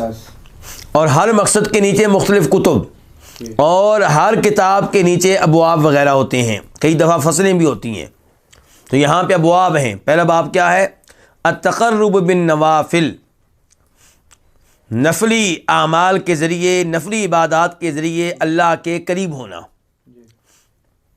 نفلی عبادات اختیار کر کے، نفلی عبادات کو اپنا کر اللہ کے قریب ہونا، اللہ کا قرب حاصل کرنا، اللہ کا مقرب بندہ بننا. حدیث نمبر 1436 1436 خا اس حدیث کو بیان کرنے والے امام کون سے؟ امام بخاری۔ عن ابی ہریرہ، روایت ہے جناب ابو ہریرہ رضی اللہ تعالیٰ عنہ سے، قال وہ کہتے ہیں قال رسول اللہ صلی اللہ علیہ وسلم، فرمایا رسول اللہ صلی اللہ علیہ وسلم نے، ان اللہ قال، بے شک اللہ رب العزت نے فرمایا۔ ہم کیا پڑھ رہے ہیں؟ احادیث یا قرآن؟ احادیث پڑھ رہے ہیں، اور حدیث میں اللہ کے رسول کیا کہہ رہے ہیں؟ اللہ نے فرمایا۔ تو ایسی حدیث کو کیا کہا جاتا ہے؟ حدیث قدسی۔ جس حدیث میں نبی علیہ الصلوۃ والسلام یہ کہیں کہ اللہ تعالیٰ نے کہا، اس حدیث کو کیا کہتے ہیں؟ حدیث قدسی۔ تو حدیث نبوی حدیث قدسی میں فرق کیا ہوتا ہے؟ حدیث نبوی حدیث قدسی میں فرق یہ ہوتا ہے کہ حدیث نبوی میں الفاظ نبی علیہ الصلوۃ والسلام کے ہوتے ہیں اور معنی و مفہوم اللہ تعالیٰ کی طرف سے، اور حدیث قدسی میں معنی و مفہوم بھی اللہ کی طرف سے اور الفاظ بھی اللہ رب العزت کی طرف سے۔ تو حدیث قدسی اور قرآن میں کیا فرق ہوتا ہے؟ جب حدیث قدسی کے الفاظ بھی اللہ کی طرف سے، معنی و مفہوم بھی اللہ کی طرف سے، تو پھر یہ تو قرآن ہونا چاہیے۔ نہیں، قرآن نہیں ہے۔ قرآن اس لیے نہیں ہے کہ قرآن اللہ کا وہ کلام ہے جس کو ہم نماز میں پڑھتے ہیں۔ حدیث قدسی کو نماز میں پڑھا نہیں جا سکتا۔ قرآن اللہ تعالیٰ کا وہ کلام ہے جسے پڑھیں تو ہر حرف کے بدلے میں 10 نیکیاں ملتی ہیں، اور احادیث قدسیہ میں وہ اصول نہیں ہے۔ تو اور بھی کئی فرق ہیں، تو احادیث قدسیہ اور قرآن میں بھی فرق ہے، اور حدیث قدسی اور حدیث نبوی میں بھی فرق ہے۔ تو ان اللہ قال، کہ بے شک اللہ تعالی نے فرمایا، من عادى لی ولیا فقد آذنتہ بالحرب، جو میرے کسی ولی سے دشمنی رکھے، من عادى جو عداوت رکھے، دشمنی رکھے، ولیًا کسی ولی سے، دوست سے۔ ولی کا معنی کیا ہوتا ہے؟ دوست۔ کس کا؟ لی، اللہ کہتے ہیں میرا۔ اللہ تعالیٰ کہہ رہے ہیں جو میرے کسی ولی سے دشمنی رکھے، میرے کسی ولی سے دعوت رکھے، فقد آذنتہ بالحرب، تو میں اس کو خبر دیتا ہوں۔ کس کی؟ بالحربی، لڑائی کی، کہ میرے اور اس کے درمیان لڑائی چھڑ گئی، اب میرا اس سے اعلان جنگ ہے، وہ مجھ سے لڑنے کے لیے تیار ہو جائے۔ اور کیا اللہ سے لڑنے والا کبھی کامیاب ہو سکتا ہے، یا اس کے کامیاب ہونے کے بارے میں سوچا جا سکتا ہے؟ تصور بھی نہیں کیا جا سکتا۔ جو اللہ کے ولیوں سے دشمنی مول لے گا وہ تباہ و برباد ہو گیا، اس کا بیڑا غرق ہو گیا، الا یہ کہ اللہ اس کو توبہ کی توفیق دے دے، وہ الگ بات ہے۔ تو اللہ کے ولی کون ہیں؟ انبیاء کرام علیہم الصلوۃ والسلام۔ جو جناب محمد رسول اللہ کی توہین کرے، جو عیسیٰ علیہ السلام کی توہین کرے، جو موسیٰ علیہ السلام کی توہین کرے، جو داؤد علیہ السلام کی توہین کرے، جو لوط علیہ السلام کی توہین کرے، جو نوح علیہ السلام کی توہین کرے، جو آدم علیہ السلام کی توہین کرے، کسی بھی نبی کی توہین کرے، اس کا بیڑا غرق ہوگا، وہ تباہ و برباد ہو گیا۔ اللہ کے ولی کون ہیں؟ انبیاء کرام علیہم الصلوۃ والسلام کے بعد نمبر آتا ہے صحابہ کرام کا۔ جو جناب صدیق سے دشمنی رکھے، جناب عمر فاروق سے دشمنی رکھے، جناب عثمان و علی سے دشمنی رکھے، عشرہ مبشرہ میں سے کسی ایک سے دشمنی رکھے، بدری صحابہ کرام جن کو اللہ نے کہا تھا کہ تم جو چاہو عمل کرو، جو ان میں سے کسی ایک سے دشمنی رکھے، جو نبی علیہ السلام کے کسی بھی صحابی سے دشمنی رکھے، اس کا بھی بیڑا غرق ہوا، الا یہ کہ وہ کیا کر لے؟ توبہ کر لے۔ اور پھر اللہ کے فرشتے، کیا یہ اللہ کے ولی نہیں ہے؟ سب اللہ کے ولی ہیں۔ تو جبریل علیہ السلام کا مذاق اڑائے، میکائیل علیہ السلام کا مذاق اڑائے، اور پھر اس کے بعد نمبر آتا ہے بعد میں آنے والے ائمہ حدیث کا، ائمہ تفسیر کا، اور علماء حق کا۔ آج کل کے وہ علماء کرام جو کتاب و سنت کی دعوت دیتے ہیں، جو کتاب و سنت پہ عمل کرنے والے ہیں، الحمدللہ یہدیکم اللہ ویصلح بالکم۔ تو جو ان سے دشمنی مول لے، جو ان سے عداوت رکھے، تو اس نے اپنے آپ کو خود ہی ہلاکت میں ڈال لیا ہے۔ تو اللہ کا کیا اعلان ہے؟ من عادی لی ولیا، اور میں آج خبردار کرنا چاہتا ہوں اپنے ان بھائیوں کو جو میری آواز سن رہے ہیں، جو نمازی قسم کے لوگ ہیں، جو توحید پہ ہیں، یقیناً یہ کسی نبی کی توہین نہیں کرتے، کسی صحابی کی توہین نہیں کرتے، لیکن علماء کرام کی توہین کرنا تو معمول ہے۔ تو جو عالم دین کتاب و سنت کی دعوت دے اور توحید کے اوپر ہو، کبیرہ گناہوں سے بچنے والا ہو، چھوٹے موٹے نقائص ہونے کے باوجود وہ اللہ کا ولی ہے۔ آپ کیا سمجھتے ہیں اس زمانے میں مدارس کی زندگی اختیار کرنا، مساجد کی زندگی اختیار کرنا کوئی آسان کام ہے؟ اگر ایک آدمی مساجد و مدارس کی زندگی اختیار کرتا ہے، معمولی سی تنخواہ پہ گزارا کرتا ہے، کبیرہ گناہوں سے دور رہتا ہے، واجبات و فرائض پہ عمل کرتا ہے، تو یقیناً یہ اللہ کا ولی ہے۔ پہلی صفوں میں کھڑے ہو کے نماز پڑھنے والے میرے بھائی، جو کبیرہ گناہوں سے دور رہیں اور تمام فرائض و واجبات پہ عمل کریں، چھوٹی موٹی کوتاہیاں ہونے کے باوجود وہ یقیناً اللہ کے ولی ہیں۔ اس لیے ایسے لوگوں کی توہین سے بچا جائے۔ تو من عادی لی ولیا فقد آذنتہ بالحرب، اور ولی ہمیں پتہ کیسے چلے گا کہ ولی ہے؟ بس لوگ اس کو ولی سمجھتے ہیں جس کی قبر پہ بہت بڑا مزار بنا ہوا ہو، جس کی قبر پہ چڑھاوے چڑھتے ہوں، یا جو زندہ ہو اور شعبدے دکھائے، جو غیب کے علم کا دعویٰ کرے۔ حالانکہ جو غیب کے علم کا دعویٰ کرے اس نے تو خود بتا دیا کہ میں شیطان ہوں، میں ولی ہوں، لیکن رب کا نہیں، رحمان کا نہیں، شیطان کا۔ تو اس لیے ولیوں کی نشانیاں نہیں ہوتی کہ کوئی سینگ اگے ہوں گے، ایسی بات نہیں ہے۔ ولی وہی ہیں جو میں نے آپ کو بتا دیا۔ اللہ نے کیا کہا ہے؟ الا ان اولیاء اللہ لا خوف علیہم ولا هم يحزنون الذین آمنوا وکانوا یتقون۔ اللہ کے جو ولی ہیں ان پہ روز قیامت انہیں کوئی خوف نہیں ہوگا، کوئی غم نہیں ہوگا۔ یا اللہ وہ کون ہے؟ فرمایا الذین آمنوا، جو ایمان لائے۔ کس پہ؟ ہر اس چیز پہ جس پہ ایمان لانا ضروری ہے۔ قرآن کی ہر آیت پہ صحیح معنوں میں ایمان لائے، اور نبی علیہ السلام کی ہر حدیث پہ ایمان لائے۔ وکانوا یتقون، اور پھر وہ متقی بن کے رہتے تھے، یعنی کہ کبیرہ گناہوں سے دور رہتے تھے۔ وہ جن چیزوں کو اللہ نے واجب قرار دیا ہے ان پہ عمل پیرا ہوتے تھے۔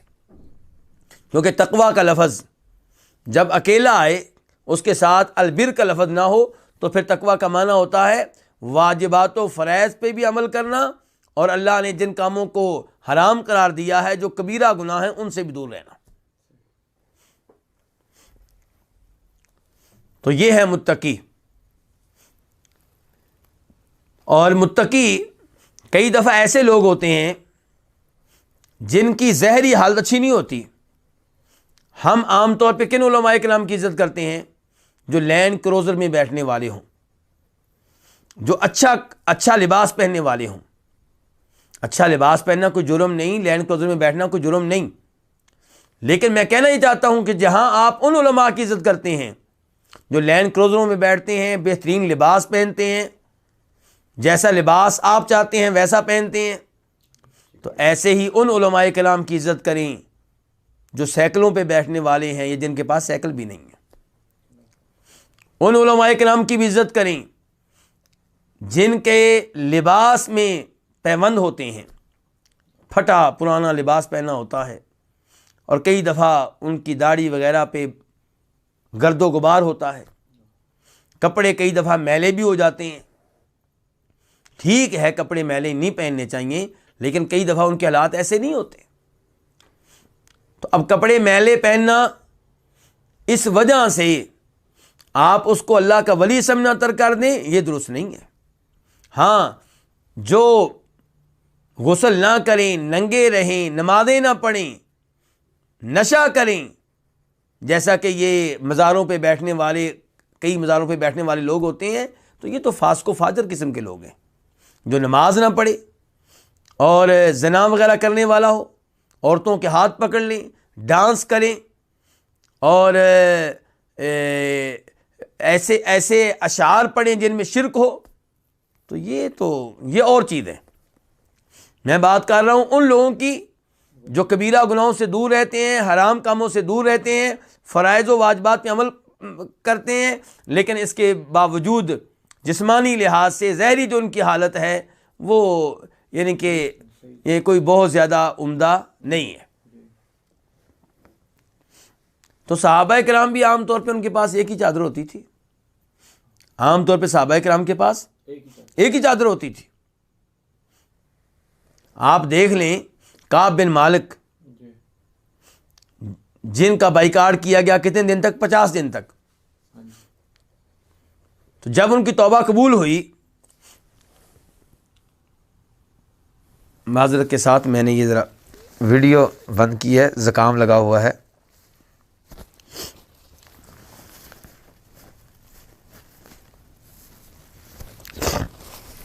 بلکہ میں آپ سے اجازت چاہوں گا 1 منٹ کے لیے۔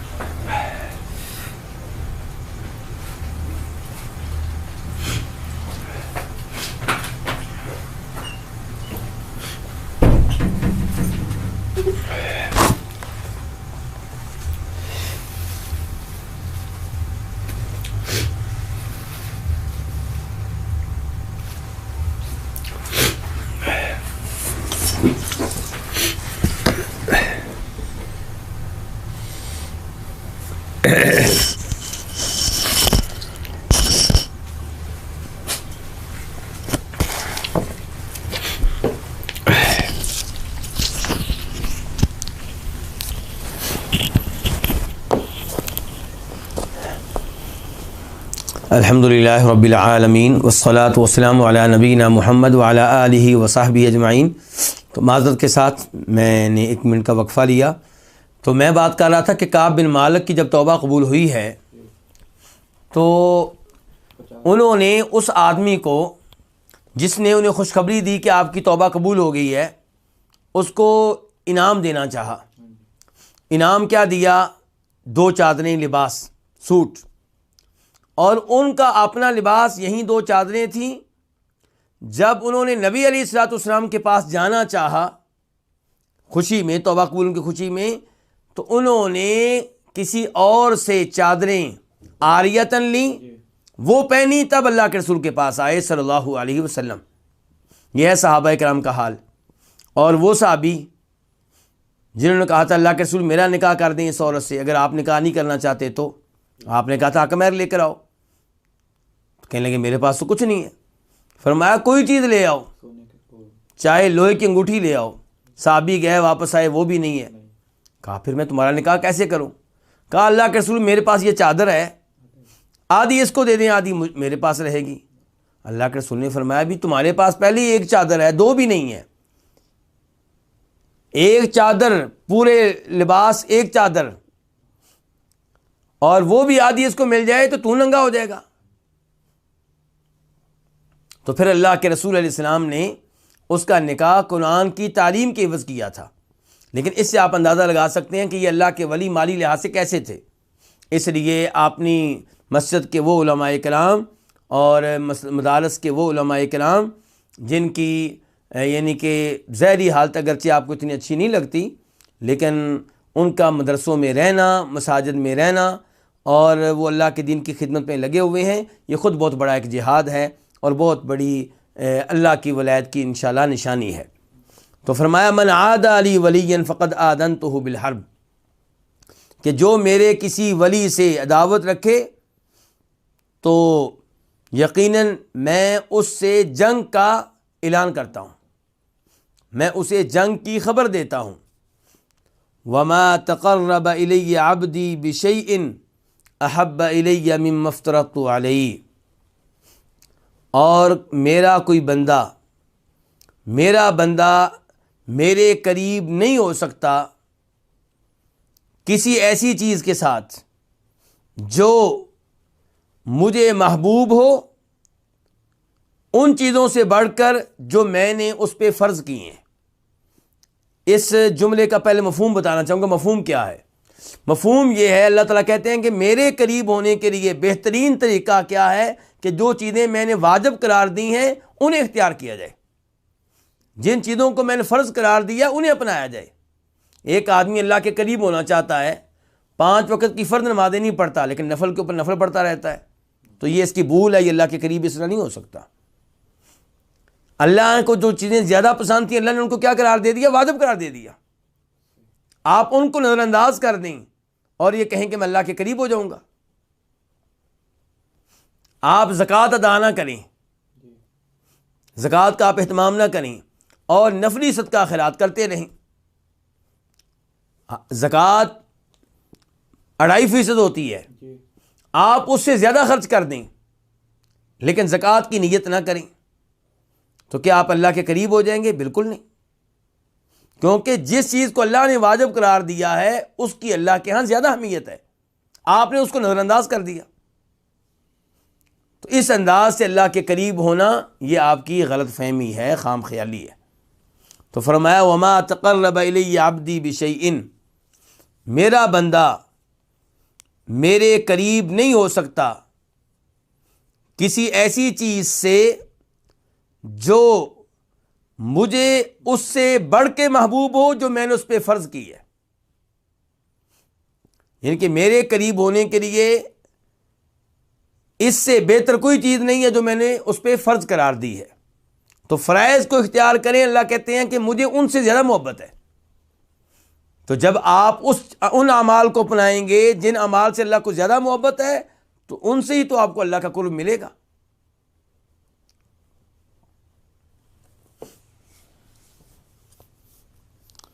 وما يزال عبدی يتقرب الی بالنوافل حتی احبہ، اور میرا بندہ مسلسل میرے قریب ہوتا رہتا ہے بالنوافل، نوافل کے ساتھ، حتی احبہ، یہاں تک کہ میں اس سے محبت کرنے لگ جاتا ہوں۔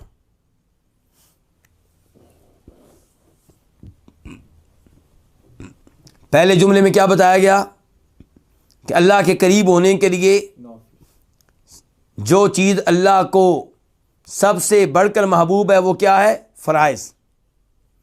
دوسرے جملے میں بتایا گیا کہ نوافل کے ذریعے بھی آپ اللہ کے قریب ہو سکتے ہیں، نوافل کے ذریعے آپ اللہ کے قریب ہوتے رہیں گے حتیٰ کہ اللہ کے محبوب بن جائیں گے، اللہ آپ کا محب بن جائے گا۔ لیکن اس سے کیا مراد ہے؟ اس جملے سے مراد یہ ہے کہ فرائض کے بعد اگر آپ فرض 5 وقت کی نمازیں آپ پڑھتے ہیں، اس کے ساتھ ساتھ آپ سنتیں پڑھیں، اس کے ساتھ ساتھ آپ نفل نمازیں پڑھیں، اشراق کی نماز پڑھیں، تہجد کی نماز پڑھیں، تو آپ اللہ کے قریب ہوتے رہیں گے یہاں تک کہ آپ کو وہ رتبہ مل جائے گا کہ آپ اللہ کے محبوب قرار پائیں گے۔ تو ان الفاظ سے جو بھی تک ہم نے پڑھے ہیں، ایک تو یہ پتہ چلا کہ اللہ رب العزت کئی ایسے اعمال ہیں اور کئی ایسی شخصیات ہیں جن سے محبت کرتے ہیں۔ مثال کے طور پہ اللہ نے بتا دیا کہ مجھے سب سے زیادہ محبوب کون سے اعمال ہیں؟ وہ جن کو میں نے واجب اور فرض قرار دیا ہے۔ اور اس کے بعد اللہ نے یہ بتا دیا کہ جو فرائض کے ساتھ ساتھ نوافل کا اہتمام کرے، مسلسل کرتا رہے، میں اس سے بھی محبت کرنے لگ جاتا ہوں۔ اس کا مطلب ہے کہ اللہ کئی انسانوں سے بھی محبت کرتے ہیں۔ تو اس سے پتہ چلا کہ اللہ کی صفات میں سے ایک صفت کیا ہے کہ اللہ کئی لوگوں سے اور کئی چیزوں سے محبت کرتا ہے، اور یہ وہ عقیدہ ہے جو قرآن سے بھی ثابت ہے، حدیث سے بھی ثابت ہے۔ ان اللہ یحب التوابین، اللہ محبت کرتے ہیں کن سے؟ بہت زیادہ توبہ کرنے والوں سے۔ وَيُحِبُّ الْمُتَطَہِّرِينَ، اور اللہ محبت کرتے ہیں کن سے؟ جو پلید چیزوں سے دور رہیں، پیشاب پخانے سے دور رہیں، پلید چیزوں سے بچیں۔ تو اس کا مطلب یہ ہے کہ اللہ تعالیٰ کی صفات میں سے جیسے یہ صفت ہے کہ اللہ کلام کرتے ہیں، اللہ کی صفات میں سے ایک صفت یہ ہے کہ اللہ تعالیٰ دیکھتے ہیں، اللہ کی صفات میں سے ایک صفت یہ ہے کہ اللہ ہر چیز پہ قدرت رکھتے ہیں، اللہ تعالیٰ کی صفات میں سے ایک صفت یہ ہے کہ اللہ تعالیٰ ہر چیز کے بارے میں علم رکھتے ہیں۔ ایسے ہی اللہ کی صفات میں سے ایک صفت یہ ہے کہ اللہ تعالیٰ کئی لوگوں سے اور کئی چیزوں سے محبت کرتے ہیں، اور محبت کا معنی محبت ہی ہے، ورنہ کئی لوگ اللہ کی صفت کی کیا کرتے ہیں؟ تعویل کرتے ہیں۔ وہ کیا کہتے ہیں؟ محبت سے کیا مراد ہے؟ کہتے ہیں محبت سے مراد یہ ہے کہ اللہ تعالیٰ جس کے ساتھ محبت کرتے ہیں اس کو اللہ تعالیٰ انعام دیتے ہیں، اس کو اللہ تعالیٰ نوازتے ہیں، اسے اللہ تعالیٰ اجر و ثواب دیتے ہیں۔ ہمارا یہ کہنا ہے کہ پہلے یہ مانو کہ اللہ تعالیٰ محبت کرتے ہیں اور واقعی محبت کرتے ہیں، حقیقی طور پہ محبت کرتے ہیں، تعویل نہ کرو۔ اس کے ساتھ یہ کہو کہ اللہ پھر جس سے محبت کرتے ہیں تو کوئی شک و شبہ نہیں، جس سے اللہ محبت کریں گے اسے تو ہر چیز مل گئی، اسے اجر و ثواب بھی مل گیا، اسے انعامات بھی مل گئے، اس کو اللہ نے نواز بھی دیا، اسے تو ہر چیز مل گئی، کیونکہ اللہ کا محبوب بندہ بن گیا۔ لیکن محبت کا انکار نہ کرو، یہ نہ کہو کہ محبت سے مراد حقیقی محبت نہیں ہے بلکہ مجازی محبت ہے۔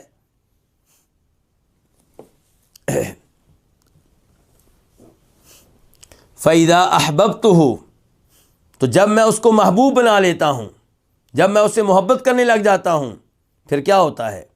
فرمایا كُنْتُ سَمْعَهُ الَّذِي يَسْمَعُ بِهِ، میں اس کا وہ کان بن جاتا ہوں جس کے ساتھ وہ سنتا ہے، میں اس کی وہ نگاہ بن جاتا ہوں جس کے ساتھ وہ دیکھتا ہے، میں اس کا وہ ہاتھ بن جاتا ہوں جس کے ساتھ وہ پکڑتا ہے، میں اس کا وہ پاؤں بن جاتا ہوں جس کے ساتھ وہ چلتا ہے۔ تو جو اللہ کا محبوب بن گیا اس کو تو ہر چیز مل گئی، اس کے نصیبوں کے کیا کہنے ہیں، اس کے بارے میں اللہ تعالیٰ کہہ رہے ہیں کہ میں اس کا وہ کان بن جاتا ہوں جس کے ساتھ وہ سنتا ہے، میں اس کی وہ آنکھیں بن جاتا ہوں جن کے ساتھ وہ دیکھتا ہے، میں اس کے وہ ہاتھ بن جاتا ہوں جن کے ساتھ وہ پکڑتا ہے، میں اس کے وہ پاؤں بن جاتا ہوں جس کے ساتھ وہ چلتا ہے۔ اب یہاں پہ کچھ لوگوں کو غلط فہمی پیدا ہو گئی، ان کو کہا جاتا ہے حلولی، اور ان کو اتحادی بھی کہا جاتا ہے۔ یہ دو گروہ ہیں۔ حلول کا معنی ہوتا ہے اترنا، دخول کر جانا۔ حلولی وہ لوگ ہیں جو کہتے ہیں کہ اللہ تعالیٰ مختلف چیزوں میں اتر جاتے ہیں، مختلف چیزوں میں داخل ہو جاتے ہیں، اتر جاتے ہیں، تو پھر کیا ہو جاتا ہے؟ مخلوق اور خالق ایک ہو جاتا ہے، مخلوق اور خالق ایک ہو جاتا ہے۔ اور اتحادی کیا کہتے ہیں کہ مخلوق اور خالق ایک ہو جاتے ہیں، اترنے کا معنی وہ نہیں بیان کرتے۔ تو یہ لوگ جو ہیں ان جملوں کو دلیل بناتے ہیں، کہتے ہیں دیکھیں جی اللہ تعالیٰ خود کہہ رہے ہیں کہ میں اس کا وہ کان بن جاتا ہوں جس کے ساتھ وہ سنتا ہے، اس کا مطلب یہ ہے کہ وہ اور اللہ ایک ہو گئے، وہ اور اللہ کیا ہو گئے؟ ایک ہو گئے۔ میں اس کی وہ آنکھیں بن جاتا ہوں جس کے ساتھ وہ دیکھتا ہے، اس کا مطلب ہے کہ وہ یعنی کہ اللہ کا یہ محبوب اور اللہ کیا ہو گئے؟ ایک ہو گئے۔ میں اس کا پاؤں بن جاتا ہوں، اس کا ہاتھ بن جاتا ہوں، اس کا مطلب ہے کہ اللہ اور یہ اللہ کے یہ مخلوق ایک ہو گئے۔ تو آپ کے پاس ان کے اس غلط عقیدے کو رد کرنے کے لیے کیا جواب ہے؟ ہم کہیں گے کہ آپ پوری حدیث پہ غور کریں، پوری حدیث پہ غور کریں تو آپ کو پتہ چلے گا کہ خالق اور ہے، مخلوق اور ہے۔ مثال کے طور پہ پہلا جملہ کیا ہے؟ جو میرے کسی ولی سے دشمنی رکھے میرا اس سے اعلان جنگ ہے۔ اس کا مطلب ہے کہ ولی بنانے والا اور ہے، جس کو ولی بنایا گیا وہ اور ہے، وہ ایک نہیں ہے، دو ہیں۔ اس لیے کہا جا رہا ہے کہ جو میرے ولی سے کیا کرے؟ دشمنی کرے، تو میرا اس سے اعلان جنگ ہے۔ تو ولی بنانے والا اور جس کو ولی بنایا گیا وہ اور. اس کے بعد میرا بندہ کسی بھی چیز کے ساتھ میرے قریب نہیں ہو سکتا جو مجھے ان چیزوں سے زیادہ محبوب ہو جن کو میں نے فرض قرار دیا ہے.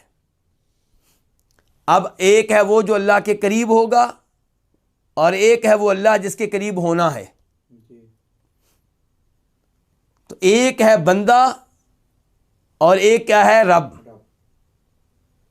تو اللہ تعالیٰ کہہ رہے ہیں کہ میرا بندہ اگر میرے قریب ہونا چاہتا ہے تو کون سے اعمال بجا لائے جن کو میں نے فرض قرار دیا ہے. اب ایک ہے وہ جس کے قریب ہونا ہے اور ایک وہ ہے جس نے قریب ہونا ہے. تو دو الگ ہوئے کہ ایک ہوئے؟ الگ الگ ہوئے. اور پھر یہ بھی دیکھیں کہ کیا کہا گیا قریب ہونا. یہ نہیں کہا گیا حلول کر جانا، اندر داخل ہو جانا. اور پھر ایک ہے بندہ اور ایک کیا ہے رب. تو رب اور ہے، بندہ اور ہے. اور ایسے ہی کہ میرا بندہ میرے نوافل کے ذریعے میرے قریب مسلسل میرے قریب ہوتا رہتا ہے یہاں تک کہ میں اس سے محبت کرنے لگ جاتا ہوں. تو ایک ہے محبت کرنے والا اور ایک وہ ہے جس سے محبت کی جاتی ہے. ایک ہے محب ایک ہے محبوب، دونوں الگ الگ ہیں. تو فرمایا جب میں اس سے محبت کرنے لگ جاتا ہوں تو میں اس کا وہ کان بن جاتا ہوں جس کے ساتھ وہ سنتا ہے. اچھا اب اور میں اس کی نگاہیں بن جاتا ہوں جس کے ساتھ وہ دیکھتا ہے. میں اس کے ہاتھ بن جاتا ہوں جن کے ساتھ وہ پکڑتا ہے. میں اس کے پاؤں بن جاتا ہوں جس کے ساتھ وہ چلتا ہے. اچھا یہ اب 4 جملے ہیں. یہاں سے ان لوگوں کو غلط فہمی ہو جاتی ہے. تو ہم نے وہ جملے وعدے کیے جو اس سے پہلے آئے ہیں اور اب وہ دیکھ لیں جو اس کے بعد آئے ہیں. چلیے ہو سکتا ہے کوئی کہے جی آپ نے جو جملے بیان کیے ہیں وہ تو محبوب بننے سے پہلے کے تھے اور محبوب بننے سے پہلے خالق اور تھا مخلوق اور. لیکن اب جب محبوب بن گیا تو تب جو ہے اللہ تعالیٰ کہہ رہے ہیں کہ میں اس کا وہ کان بن جاتا ہوں جس کے ساتھ وہ کیا کرتا ہے سنتا ہے. تب یہ درجہ ملا ہے ایک ہونے کا. تو ہم کہتے ہیں چلو بعد والے جملے دیکھ لیں محبوب بن جانے کے بعد. وَإِن سَأَلَنِي لَأُعْطِيَنَّ، اگر وہ مجھ سے سوال کرے تو میں اس کو لازمی طور پہ دیتا ہوں. بھئی یہ محبوب بننے کے بعد بھی کیا کر رہا ہے؟ اگر وہ ایک ہو چکا ہے تو سوال کس بات کا؟ اور اس کو کیوں سوال کرنا ہے؟ اب وہ تو نعوذ باللہ رب بن چکا ہے. کیا بن چکا ہے؟ رب بن چکا ہے. ایک جو ہو گئے. لیکن یہاں پہ ایک ہے سوال کرنے والا اور ایک ہے جس سے سوال کیا جا رہا ہے. ایک ہے مانگنے والا ایک ہے عطا کرنے والا. تو یہ بہت ہی غلط عقیدہ ہے خالق اور مخلوق کو ایک قرار دینا. حلول کا عقیدہ بھی غلط، اتحاد کا عقیدہ بھی غلط. آسانی کے لیے وہ لفظ بولوں جو ہمارے اردو دان طبقے میں معروف ہے، وحدت الوجود کا عقیدہ، کہ وجود ایک ہو گیا، وجود ایک ہو گیا، خالق اور مخلوق کا وجود ایک ہو گیا. یہ غلط عقیدہ ہے، گمراہ کن عقیدہ ہے. اور یہ عقیدہ رکھنے والے کیا کہتے ہیں کہ اللہ تعالیٰ ہر چیز کے اندر ہے یا اللہ تعالیٰ ہر چیز کے ساتھ ہے. اور یہی وہ لوگ، ان لوگوں سے پوچھا جائے کہ کیا نعوذ باللہ اللہ تعالیٰ فرعون کے اندر تھا جب فرعون کی عبادت کی جا رہی تھی؟ اگر اللہ تعالیٰ فرعون کے اندر تھے تو پھر تو شرک نہ ہوا، پھر تو نعوذ باللہ اللہ کی عبادت ہو رہی تھی. جو یہ غلط عقیدہ رکھتے ہیں ان سے سوال کیا جائے کہ یہ ہمارے یہاں جانور ہیں قبیح قسم کے، کیا نعوذ باللہ اللہ تعالیٰ ان کے اندر بھی ہوتا ہے؟ اور خود انسان کی کئی بری حالتیں ہوتی ہیں، کیا اس بری حالت میں بھی اللہ اس کے اندر ہوتا ہے؟ نہیں. قرآن کا عقیدہ صحیح ہے. اللہ کہاں ہے؟ الرحمن والعرش استوى. رحمان عرش کے اوپر ہے، بلند و بالا ہے. رحمان مخلوق سے اوپر ہے. سب سے اوپر مخلوق کون سی؟ عرش. اور اللہ اس سے اوپر ہے. ساری مخلوقات اللہ سے نیچے ہیں، اللہ سب سے اوپر ہے. اللہ تعالیٰ اس سے پاک ہیں کہ اللہ تعالیٰ کسی مخلوق کے اندر داخل ہوں یا کسی مخلوق کے ساتھ ذاتی طور پہ ہوں۔ ہاں، اللہ عرش ذاتی طور پہ عرش کے اوپر ہونے کے باوجود ہر ایک کے ساتھ ہے۔ اس کا کیا مطلب ہے؟ اس کا مطلب یہ ہے کہ اللہ تعالیٰ ہر ایک کی آواز سنتا ہے، ہر ایک کو اللہ تعالیٰ دیکھ رہا ہے، ہر ایک اللہ کی قدرت میں ہے، ہر ایک اللہ کے کنٹرول میں ہے۔ اور کچھ لوگوں کے ساتھ اللہ خصوصی طور پہ ہے، اور وہ کون ہے؟ مومن۔ اس کا کیا مطلب ہے کہ اللہ تعالیٰ ان کی مدد بھی کرتا ہے، مدد کرنے کے لحاظ سے ان کے ساتھ ہے، نیکیوں کی توفیق دینے کے لحاظ سے ان کے ساتھ ہے، تائید کرنے کے لحاظ سے ان کے ساتھ ہے۔ تو اللہ تعالیٰ ذاتی طور پہ کہاں ہے؟ اوپر۔ تو حلول کا عقیدہ غلط، اتحاد کا عقیدہ غلط، وحدت الوجود کا عقیدہ غلط۔ وَإِن سَأَلَنِي لَأُعْطِيَنَّ، اگر وہ مجھ سے سوال کرے تو لَأُعْطِيَنَّ، تو میں لازمی طور پہ اس کو دیتا ہوں کیا؟ جو وہ سوال کرتا ہے، جو وہ مانگتا ہے، کیونکہ اب وہ اللہ کا محبوب بندہ بن چکا ہے۔ وَلَئِنِ اسْتَعَاذَنِي لَأُعِيذَنَّ، اور اگر وہ مجھ سے پناہ مانگے تو میں لازمی طور پہ اس کو پناہ دیتا ہوں۔ کس سے پناہ؟ جس سے وہ پناہ مانگ رہا ہے، جس سے وہ ڈر رہا ہے بندہ۔ مثال کے طور پہ ہم اللہ سے پناہ مانگتے ہوئے کیا کہتے ہیں؟ اعوذ باللہ من الشیطان الرجیم، یا اللہ شیطان مردود سے مجھے بچا۔ ہم اللہ سے پناہ مانگتے ہوئے کیا کہتے ہیں؟ اللہم انی اعوذ بک من عذاب القبر، یا اللہ قبر کے عذاب سے مجھے بچا۔ ہم کیا کہتے ہیں؟ اللہم انی اعوذ بک من النار، اے اللہ تعالیٰ جہنم کی آگ سے بچا۔ ہم کیا کہتے ہیں؟ اے اللہ تعالیٰ ہمیں مسیح دجال کے فتنے سے بچا۔ پھر ہم یہ بھی کہتے ہیں کہ یا اللہ دنیا اور زندگی کے تمام فتنوں سے بچا۔ تو فرمایا وَلَئِنِ اسْتَعَاذَنِي، میرا یہ محبوب بندہ اگر مجھ سے پناہ مانگے تو میں اسے لازمی طور پہ پناہ دیتا ہوں۔ وَمَا تَرَدَّدتُّ عَنْ شَيْءٍ أَنَا فَاعِلُهُ تَرَدُّدِي عَنْ نَفْسِ الْمُؤْمِنِ يَكْرَهُ الْمَوْتَ وَأَنَا أَكْرَهُ مَسَاءَتَهُ، اور میں کسی بھی ایسی چیز کے بارے میں تردد نہیں کرتا جسے میں سر انجام دینے والا ہوتا ہوں، جیسے میں تردد کرتا ہوں مومن کی جان نکالنے سے۔ یکرہ الموت، مومن موت کو ناپسند کرتا ہے، وانا اکرہ مساءتہ، اور میں اسے تکلیف دینے کو ناپسند کرتا ہوں۔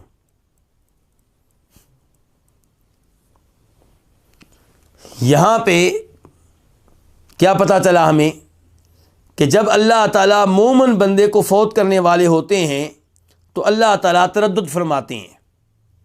تردد کیوں فرماتے ہیں؟ کہ بندہ موت کو ناپسند کرتا ہے اور اللہ نے بندے کو فوت کرنا ہی کرنا، اس کا وقت آن پہنچا ہے۔ ایک طرف اللہ کا اصول ہے اٹل کہ اللہ نے کیا کرنا ہے؟ بندے کو اس کے وقت مقررہ پہ فوت کرنا ہے، اور ایک طرف یہ ہے کہ بندہ موت کو ناپسند کرتا ہے، اور اللہ تعالیٰ نہیں چاہتے کہ بندے کو اللہ تعالیٰ تکلیف دیں، کیونکہ اللہ کا محبوب بندہ بن چکا ہے۔ یہاں پہ بھی کئی لوگوں کے لیے مسئلہ کھڑا ہو گیا، کیا کہ جی تردد کا لفظ اللہ تعالیٰ کے لیے بولا گیا ہے۔ تردد تو مخلوق کے لیے ہوتا ہے یہ لفظ۔ تردد کا مطلب کیا ہے؟ کہ یہ کام کروں کہ نہ کروں، تردد اس میں ہچکچاہٹ۔ تو تردد مخلوق تو کرتی ہے، کیوں؟ کیونکہ مخلوق کو پتہ نہیں ہوتا کہ میں یہ جو کام کرنے لگا ہوں اس کا انجام اچھا ہوگا کہ برا ہوگا، اس کے نتائج کیا نکلیں گے۔ تو مخلوق میں تردد پایا جاتا ہے، کس لیے؟ علم کی کمی کی وجہ سے، مستقبل سے لا علم ہونے کی وجہ سے۔ تو یہاں پہ تردد کا لفظ کیا کریں اس کا؟ تو کئی لوگ کہتے ہیں کہ ان الفاظ کا مطلب یہ ہے کہ اللہ تعالی ایسا معاملہ کرتے ہیں جیسے کوئی متردد انسان معاملہ کرتا ہے۔ اس قسم کی الفاظ استعمال کیے گئے ہیں، لیکن امام ابن تیمیہ رحمہ اللہ فرماتے ہیں کہ تردد سے مراد وہی ہے جو خود اللہ نے واضح کر دیا یہاں پہ، کہ ایک طرف ہے بندے کو فوت کرنا، اور ایک طرف یہ ہے کہ بندہ موت کو ناپسند کرتا ہے اور اللہ تعالیٰ بندے کو تکلیف نہیں دینا چاہتے۔ یہ تردد ہے۔ ایسا نہیں ہے کہ اللہ تعالیٰ کو مستقبل کا علم نہیں ہے، یا نعوذ باللہ اللہ تعالیٰ یہ ڈرتے ہیں کہ فوت کر لیا تو کیا ہو جائے گا۔ یہ جو نقص اور عیب بندے کے تردد میں پایا جاتا ہے، یہ اللہ کے تردد میں نہیں ہے۔ اللہ تعالیٰ اس نقص اور عیب سے پاک ہے۔ تو جو مخلوق کا تردد ہوتا ہے وہ کس لیے ہوتا ہے؟ علم کی کمی کی وجہ سے، یا اس کام کو سر انجام دینے میں صلاحیت پائی جاتی ہے نہیں پائی جاتی، اس کی وجہ سے بھی انسان میں تردد پیدا ہوتا ہے کہ میں یہ کام کرنے لگا ہوں، کر بھی سکوں گا کہ نہیں، کروں گا تو نتیجہ کیا نکلے گا؟ تو یہ ہے مخلوق کا تردد۔ اور اللہ تعالیٰ کا جو تردد ہے وہ ان تمام عیوب اور نقائص سے پاک ہے جو بندے کے تردد میں پائے جاتے ہیں۔ اللہ کا تردد ویسے ہے جیسے اللہ کے شیان شان ہے۔ تو اللہ کا تردد کیا ہے؟ وہ جو یہاں پہ بتا دیا گیا۔ اور اللہ کے بارے میں جب بھی تردد کا تذکرہ کریں گے اسی انداز سے کہ اللہ تردد فرماتے ہیں بندے کو، مومن بندے کو کی جان نکالنے کے معاملے میں۔ یہ نہیں کہا جائے گا کہ جی اللہ کی صفات میں سے ایک صفت ہے کہ اللہ تردد فرماتے ہیں، نہیں، بس یہ کہا جائے گا کہ اللہ تعالیٰ مومن اور اپنے محبوب بندے کی جان نکالنے کے معاملے میں تردد فرماتے ہیں۔ اور اس کی وضاحت کیا ہے کہ بندہ جو ہے وہ کس کو ناپسند کرتا ہے؟ موت کو۔ اور اللہ تعالیٰ کس کو ناپسند کرتے ہیں؟ مومن کو، محبوب بندے کو تکلیف دینے کے عمل کو اللہ تعالیٰ ناپسند کرتے ہیں۔ تو یہ ہے اللہ تعالیٰ کا تردد۔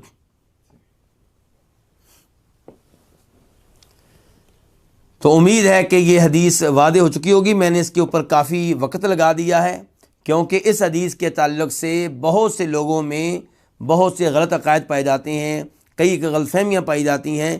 میں نے ان غلط فہمیوں کا ازالہ کرنے کی کوشش کی ہے۔ امید ہے کہ انشاءاللہ یہ حدیث اس کی وجہ سے اللہ رب العزت کی صفات کے علم میں اضافہ ہوا ہوگا، اور اس حدیث کے اوپر عمل کرنے کے بعد ہم فرائض اور نفلی عبادات کو مزید سر انجام دینے کی کوشش کریں گے تاکہ اللہ کے محبوب بندوں میں شامل ہو جائیں۔ آخر میں یہ کہ ان 4 جملوں کا صحیح مطلب کیا ہے کہ میں اس کا وہ کان بن جاتا ہوں جس کے ساتھ وہ سنتا ہے۔ صحیح مطلب یہ ہے کہ اللہ تعالیٰ اسے صرف وہی آواز سننے کی توفیق دیتے ہیں جس آواز میں اللہ کی رضا ہوتی ہے۔ غلط آواز اس کو اللہ تعالیٰ سننے نہیں دیتے کیونکہ اللہ کا محبوب بندہ بن گیا ہے۔ اور اللہ تعالیٰ اس کو وہی دیکھنے کی توفیق دیتے ہیں جس میں جو دیکھنا اللہ تعالیٰ کی رضا کے مطابق ہوتا ہے۔ اللہ تعالیٰ اسے غلط چیزیں دیکھنے سے بچا لیتے ہیں، اور اللہ تعالیٰ اس کا ہاتھ بن جاتے ہیں جس کے ساتھ وہ پکڑتا ہے۔ مطلب یہ ہے کہ اللہ تعالیٰ اسے ہاتھوں کے ساتھ وہی چیزیں پکڑنے کی توفیق دیتے ہیں جو پکڑنا جائز ہوتا ہے، اور جو چیزیں پکڑنی ممنوع اور حرام ہیں ان سے اللہ تعالیٰ بچا لیتے ہیں۔ اور اللہ تعالیٰ اس کے پاؤں بن جاتے ہیں جن کے ساتھ وہ چلتا ہے۔ اس کا مطلب کیا ہے کہ اللہ تعالیٰ اس کے پاؤں اس جانب اٹھنے سے بچا لیتے ہیں جو حرام کی طرف، جو جانب حرام کی ہوتی ہے، اور اس کے پاؤں نیکی کی طرف اٹھتے ہیں یا جائز کاموں کی طرف اٹھتے ہیں۔ تو یہ ہے صحیح مطلب۔ اس کے بعد درس یہاں پہ اپنے اختتام کو پہنچا، اور یہ حدیث نمبر 1436 تھی، 1436۔ تو اس کے ساتھ ہی آج درس کا اختتام کرتے ہیں، اور اعلان یہ ہے کہ آئندہ درس انشاءاللہ رمضان کے بعد ہوگا۔ رمضان کے مہینے میں الوافی کے دروس نہیں ہوں گے۔ رمضان کا مہینہ قرآن کا مہینہ ہے۔ شہر رمضان الذی انزل فیہ القرآن، رمضان کا مہینہ قرآن کا مہینہ ہے، اور نبی علیہ السلام رمضان کے مہینے میں قرآن کے ساتھ جڑ جاتے تھے تلاوت کے لحاظ سے بھی، اور جبریل علیہ السلام کے ساتھ قرآن کا مذاکرہ کرنا، دور کرنا، سمجھنا سمجھانا، پڑھنا پڑھانا، یہ عمل تھا نبی علیہ السلام کا اور آپ کے صحابہ کرام کا۔ اس لیے رمضان کے مہینے میں انشاءاللہ روزانہ کی بنیاد پہ تفسیر بیان کی جائے گی، اور شاید آپ کو یاد ہو کہ گزشتہ رمضان میں تقریباً 1.5 سپارے کی تفسیر میں نے بیان کی تھی، اور اس سال بھی انشاءاللہ رمضان میں 1.5 سپارہ یا اس سے زیادہ کی تفسیر بیان ہوگی۔ اللہ کے فضل و کرم سے اللہ مجھے بھی اخلاص دے، آپ کو بھی اخلاص دے، اور پھر قرآن کی تفسیر کا عمل جو ہے رمضان کے بعد بھی جاری رہے گا، یعنی کہ ہر ہفتے میں 2 یا 3 دن انشاءاللہ وہ آپ کو بتا دیا جائے گا۔ وافی کا درس بھی جاری رہے گا رمضان کے بعد، لیکن رمضان میں وافی کا درس نہیں ہوگا، رمضان میں قرآن کی تفسیر کا درس ہوگا۔ قرآن کی تفسیر کے درس کا سلسلہ کیا ہوگا، اس بارے میں آپ سے رابطہ کیسے رکھا جائے گا، آپ کو کیسے اطلاع دی جائے گی، یہ اعلان انشاءاللہ آپ تک پہنچ جائے گا، اور اس کے بارے میں الگ سے واٹس ایپ گروپ بھی بنا لیے جائیں گے۔ یہ جو الوافی کے واٹس ایپ گروپ ہیں گے الوافی کے لیے مخصوص رہیں گے، اور تفسیر کے لیے الگ سے گروپ بنا لیے جائیں گے۔ جو احباب شریک ہونا چاہیں گے انشاءاللہ ان کو شریک ہونے کا موقع دیا جائے گا۔ اللہ رب العزت ہمیں رمضان کا مہینہ پانے کی توفیق دے، رمضان کے مہینے میں خصوصی طور پہ اپنے قریب ہونے کی توفیق بخشے، اور اللہ تعالی ہمیں قرآن کی تلاوت کرنے کی، قرآن کی تفسیر جاننے کی توفیق دے۔ اور آخر میں ان تمام احباب کا شکریہ ادا کرنا چاہوں گا جو وافی کے دروس میں شریک ہوتے رہے، اور دعا کرنا چاہوں گا کہ اللہ تعالیٰ ان کی یہ شراکت قبول فرمائے، اور اللہ تعالیٰ اسے جنت میں جانے کا سبب اور ذریعہ بنائے، جہنم کی آگ سے بچنے کا، قبر کے عذاب سے محفوظ رہنے کا سبب اور ذریعہ بنائے، میرے لیے، آپ سب کے لیے، اور دنیاوی مشکلات کو اللہ تعالیٰ ہم سب کے لیے آسان فرمائے۔ اس کے ساتھ ساتھ ان احباب کا شکریہ جنہوں نے وافی کے معاملے میں خصوصی تعاون کیا۔ پہلے نمبر پہ شیخ شمس الزمان حفظہ اللہ، جو وافی کی احادیث کا ترجمہ پہلے سے ہی وافی کے واٹس ایپ گروپوں میں ڈال دیتے تھے، اور آپ کے پاس وہ ترجمہ موجود ہوتا تھا، مسلسل وقت پہ وہ ایک عمل سر انجام دیتے رہے۔ اللہ تعالیٰ ان کی یہ محنت قبول فرمائے، اور وہ اس کی نگرانی بھی کرتے رہے۔ اور ہم شکریہ ادا کرتے ہیں سعودی عرب کے شہر الخبر کے الہدایہ دعویٰ سینٹر کا، جن کی طرف سے یہ دورہ ہوتا رہا، اور اس سینٹر سے جڑے ہوئے احباب روش بھائی، عبد المحسن بھائی، منظور بھائی، اور دیگر بہت سے احباب جن کے نام میں تو نہیں جانتا لیکن اللہ رب العزت جانتے ہیں، اور ریکارڈنگ کے لیے میرے پاس یہاں دانش بھائی تھے یہ، اور دیگر کئی احباب اس کے ساتھ جڑے ہوئے ہیں، جن میں سے ہر ایک کا تذکرہ کرنا شاید ممکن نہ رہے، لیکن اللہ ان سب کی محنتوں کو جانتا ہے۔ اللہ تعالی ہم سب کو پہلے نمبر پہ اخلاص دے، اور آخری دن تک اللہ تعالیٰ قرآن و حدیث کے ساتھ جڑے رہنے کی توفیق دے، عمل کرنے کے لحاظ سے بھی اور علم کے لحاظ سے بھی، اور اللہ تعالیٰ روز قیامت بھی ہم سب کو جنت میں جمع فرمائے۔ اور جو غلطیاں ہوئی ہیں میری طرف سے، کوئی کمی کوتاہی ہوئی ہے تو اللہ تعالیٰ وہ معاف فرمائے، وہ شیطان کی طرف سے تھی، میری طرف سے تھی، اور جو کوئی خوبی تھی وہ اللہ رب العزت کا فضل و کرم تھا۔ وآخر دعوانا الحمد للہ رب العالمین۔